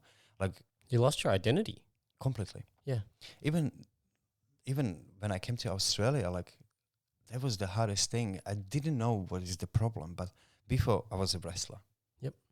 That was my identity. Yep. I was quite I wasn't necessarily worldwide recognized that people would know me, but in my country still, and a part of the Europe I competed, like, people knew who I am. I was like good wrestler, like I would say like medium level. Some people would say higher. It's just I didn't have necessarily the best results. Yeah, I kind of feel like I have an idea why. It's very much playing with the mental stage as well. But anyway, I was just, man, it was the hardest thing, scrapping dishes. And before you were going for all these competitions, national team, flying everywhere, going everywhere, training, getting stuff. You know what I mean? Like, I had no idea how actually even world works. Like, I remember, like, by Daniel sometimes asking me something, how do I do this? And he's like, what do you mean? I'm like, I have no idea. But then you realize it's like you're in an army. So 7 o'clock breakfast, 9:30 session, 11:30 or 12 o'clock lunch, then you're going home rest, 5:30 session, you get a home dinner, and then weekends when you're going on the competitions, everything is given to you. You're just following the regime. You don't even know, like, you got structure in your life. I would have a free time. I didn't know what to do. Even I want to go somewhere, so I would go somewhere here and there, but just like, I don't know what to do. I don't know how to enjoy it. Just all I know is wrestling. So it took a little while. The hardest part was because I didn't know you have to pay for the gym, and I didn't have enough money for this month to go to the wrestling gym. So I didn't know where to go to train. I live in Rockdale. There was one park where there was a kids playground, so I was going there to do chin-ups, did some calisthenics, running, but it wasn't enough to release endorphins. Imagine I would train before 2-3 times a day, and suddenly school, study, here and there work, looking for the jobs, learning, go little small workouts. So for first 4, 5, 6 weeks, I think, or nearly 2 months, when I didn't have a job and the structure of training, I just didn't know what's wrong with me, why I'm so sad, depressed, angry. And now I realized, because of the sport, I had to get back to train. Not necessarily wrestling, but just train. Do something. Yeah. Not excessively too much, but even that took me a little while to realize, before we were training until you completely exhausted. But we were also very fit. Like so we're too good to be destroyed. Every session was until you can't stand on the legs. Not always. There will be sessions where we don't necessarily, but still, even you wrestle lightly, like as I said in Russia, you do it over the 2 hours, and plus with the people that are extremely good, it's hard and painful. And then all of a sudden you come here and I would train the same way. And then I get home, I'm destroyed. And my friends are like, why do you have to train like this? I'm like, what do you mean? You're not going for the world championships, are you? No. So just chill out. Yeah. Yeah, so it also took me another lesson on how to train the way that I don't have to kill myself, but at the same time have the benefit of exercise and enjoy it. Yeah, it's one of those things, when you lose something that has formed part of your identity, with wrestling especially, or like any sort of, whether it's work, a lot of people form their identity and their status based on who they are, right? And based on what they do. So it's a pretty big thing when you lose that, especially, you've had such a strong structure in your life and all this discipline, and then you come here and it's like, okay, got nothing, even like when you talk about self-medicating, you use the alcohol to self-medicate. Obviously, you're trying to work your way around, this feeling where it is, it's a massive thing where, I think a lot of people at some stage in their life will go through this loss of identity. Yeah. The good thing was when I came to Australia, I didn't drink because I didn't have money to buy the alcohol. Yeah. Not that even when I had the gigs here and there, I would rather buy food because, look, the beer and other alcohol costs way cheaper here. Way cheaper back home than here. Yeah. So when I see the prices of alcohol, man, there's no way. So I didn't touch booze. That was the other thing. It was very, like, I'm not saying I had a problem with alcohol. It's just before I left, like I would be drinking a little bit. Like when I went down, like what am I doing? I don't even know why am I drinking. Yeah, but when I came here, I didn't even drink, so it was like really like strict. It's probably one of the best things you could have done because you got yourself out of this environment which was no longer positive for you. Like obviously when you're wrestling and you've got this structure and you've got these goals, it's very positive in the sense of like how it can impact your life. But then when you take away that. Take that structure away, then it's like, okay, well, now you surround yourself with alcohol or whatever else. It's really common. I think it's very common, especially against like athletes, combat sports people that, when they retire, it's like if you don't have any athletes doesn't have to be combat sports. Look, doesn't matter what sport you do, you live the same thing and you're doing it for sometimes a little bit different reasons, but very similar reasons. But as you said, like it's very hard. Like for example, now I understand why the soldiers, even when they have not been necessarily in a wars and combats, like even living the life, like why they have suddenly difficulties to live this life. This is the thing. When you're doing a sport, you have always goals to work for. You have a kind of the clicks in a box you follow and you're focusing on. And all of a sudden, living this kind of life, like when the first time manager spoke to me rudely, it wasn't that I would have an issue to kind of respect the authority. But before, the people would talk to me rudely and giving me like hard time or anyhow talk to me. I knew that these people had been through wars and they made it. Yeah, our coaches were not necessarily the best wrestlers, but they've been through what I'm going. Yeah, they done it, really good results, still achievements in daytimes. So it's like you respect it because the man knows what he's talking about. All of a sudden, someone you're working in a cafe or I don't know any restaurant or on a construction site, someone shouting at me like, "Whoa, 1 second!" I'm like, "Who are you that you're talking to me like this?" Yeah, and then other thing, what kind of goal? Go to work, make money, come home, spend the 8-10 hours. I'm just like, I don't get it. I don't even enjoy it. Like I don't even know what I like. Yeah, like then you have to obviously switch the focus, like because I don't know what I like. It's actually interesting to look for something you might enjoy. Yeah, you can explore. You just don't know. Yeah, not knowing is sometimes extremely scary, but it can be also very exciting. Yeah. It's just the point of the view how you look at it. Same as you lose the match. Yeah. Why did I lose? Yeah, is like for me now I look at it horrible. Why? I'm thinking why. Maybe good why because otherwise I would never move and do anything else. Like even now when I look at myself, I kind of went back to the wrestling. Yeah, what did I do? I applied for the visa, tried to compete. During the lockdown, I was believing that I'm gonna compete. I trained 3 times a day. I had the regime of the athlete and my flatmates. And then I was looking, are you sure you good? I'm like, yeah. I'm like, okay. They supported me because yeah, sure. But then like, are you sure? Like, That's what you want. gotta move on. Like, you start improving it. But yeah, I feel like I have to be careful. Like, even now, like, I'm catching myself. Do I still want to do it? Not, don't get me wrong. It's not like I don't want to coach and be in the gyms, but do I want to do it full time? Because after last year, I back and cut off down a little bit how much I teach. And a few reason is obviously when the compound closed down, it's a little bit hard for me to find a gym where I can be full time.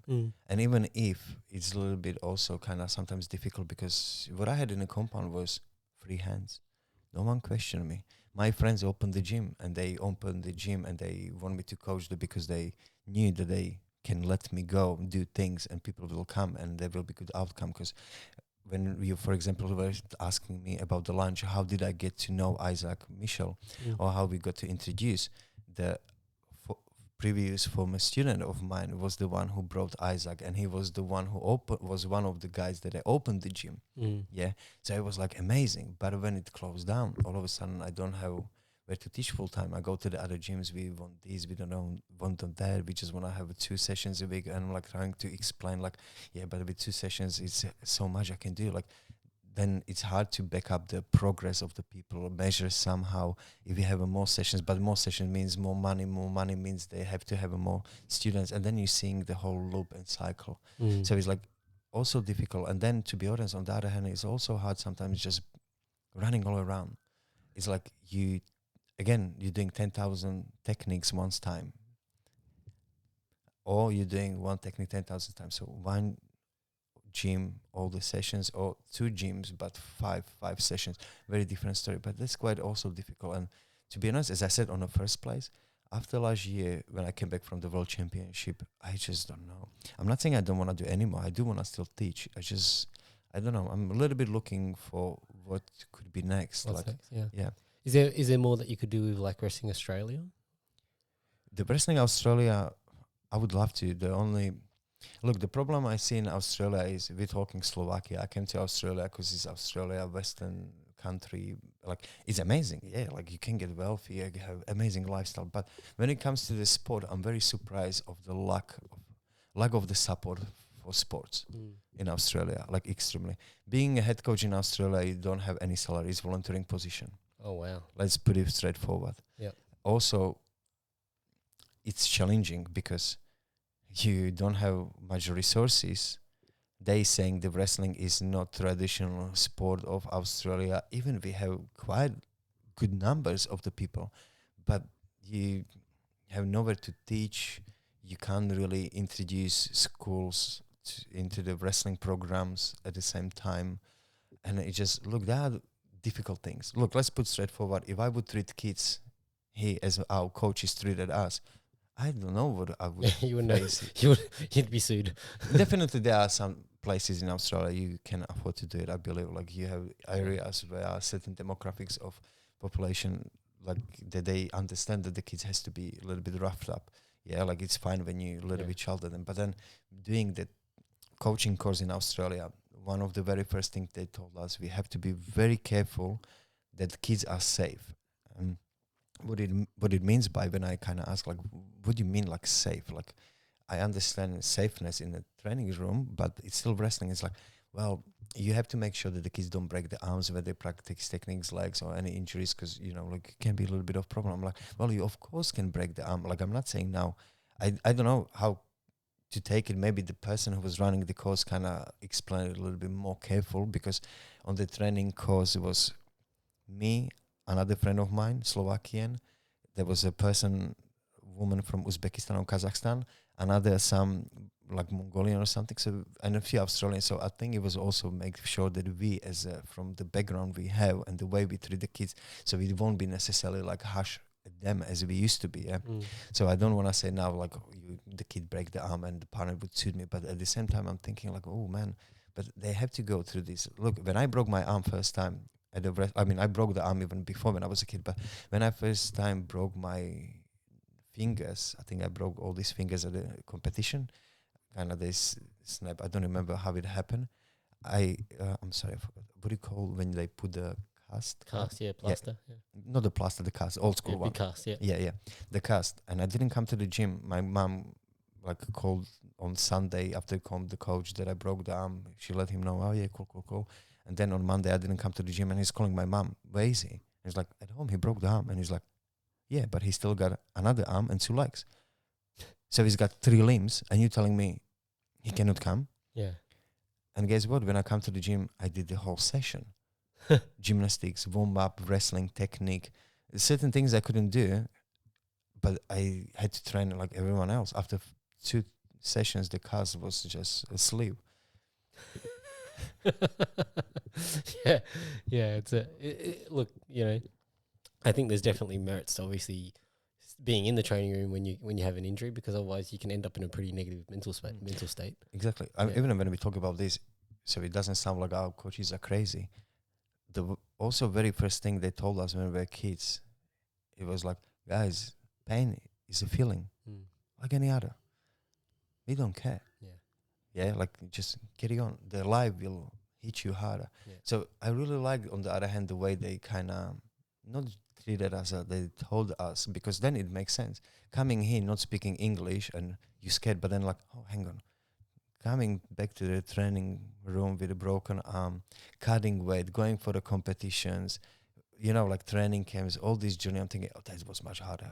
No one's going to be beating him out at school if I don't speak English, if I don't go to work. It's just like, you can transfer the thing, yeah. If you struggle a little bit and you can't afford now food because of, like this first week, since that it didn't happen, but like, yeah, like oh, when I used to cut weight, could I eat? I couldn't eat anyway, so I'm used to it, yeah.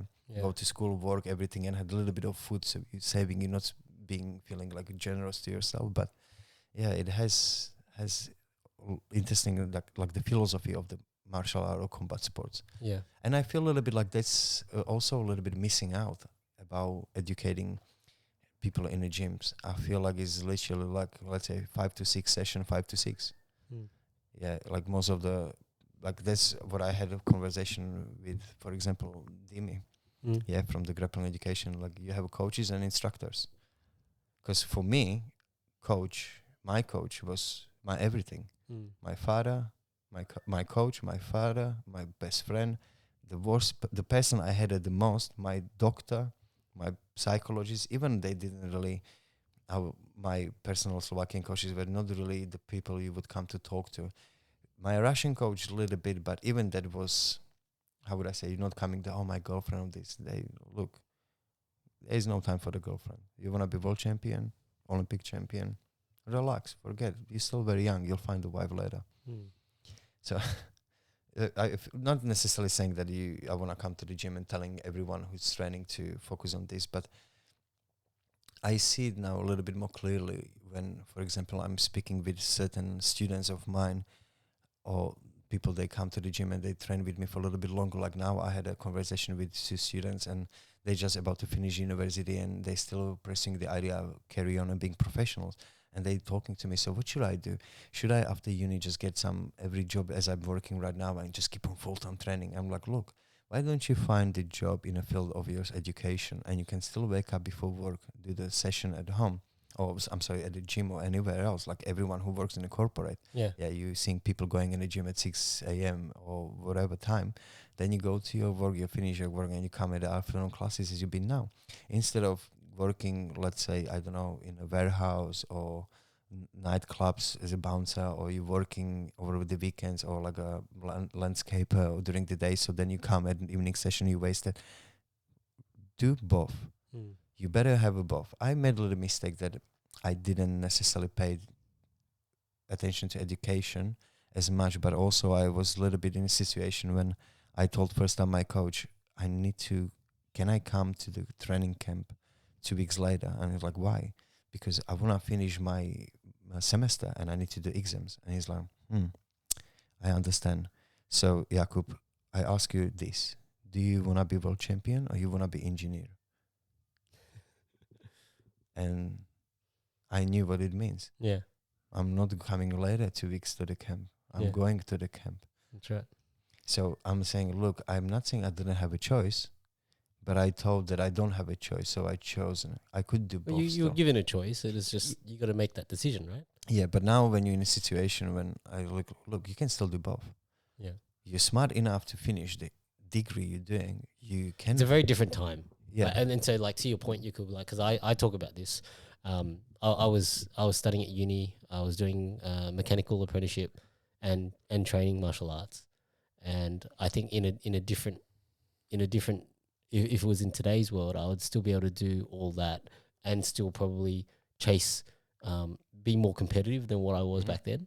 Like, and don't get me wrong, I still competed. Yep. But I didn't see that as the future in terms of what I wanted to do, just because I think, you know, obviously you have, everybody's got their own considerations as to what's important in their life, right? Like for me, it was money at the time. I needed money more than anything else because my parents were going through a hard time, and I had to, like, you know, pay my own way on a bunch of different things. And, you know, combat sports still probably doesn't pay enough compared to and didn't pay enough back then, didn't pay enough now. So it was just one of those things. So, you know, and like I had a mentor who ran that business, and he was giving me the alternative. Like he said to me, so similar in the way that, you know, you had your coach say to you, do you want to be a world champion or do you want to be an engineer? I had the opposite. I had a guy who was a very successful businessman, and he said to me, you know, Johnny, when I was younger, I could have played golf at the professional level, or I could, you know, do my apprenticeship and end up where I am today. And like what he said to me was along the lines of, now, you know, I have this business and I can play golf whenever I want. Yeah. And so like that was what sort of influenced me to sort of think, okay, well, how can I have the lifestyle that I want, but be able to do martial arts whenever I want? And funnily enough, like that's sort of how it's ended up for me. You know, I've gotten to that point where it's like, okay, so I've got a fairly good lifestyle. You know, I've got kids, I've got family, and I can still do something that I love pretty often. Yeah. Yeah, I agree with you. Look, there is no wrong decision. Yeah, like even when I spoke with, for example, these two gentlemen, and I'm like, look, you can't go wrong. Yeah. I'm not saying I regret it. Yeah. Not at all. I mean, there are the days when but I don't. At the end of the day, today, you got your visa. Like, it's just one of those things. Because, it's like you don't really appreciate, there's no lost, I would say there's never a lost experience, only a lost opportunity where we don't, tailor that. I think we'll wrap it up anyway because we're 2 hours and 40. So. Oh, wow, okay. If people want to find you, how would they find you? Oh, well, Instagram, my phone number, email, or the card, you give it to me. Yeah, so it's at Jakub, Jakub, Kacenak, Kacenak. Correct. Very well. All right. Cool. Thanks, everyone. Thank you very much. Enjoy. Thank you, everyone. Hope you enjoyed listening us.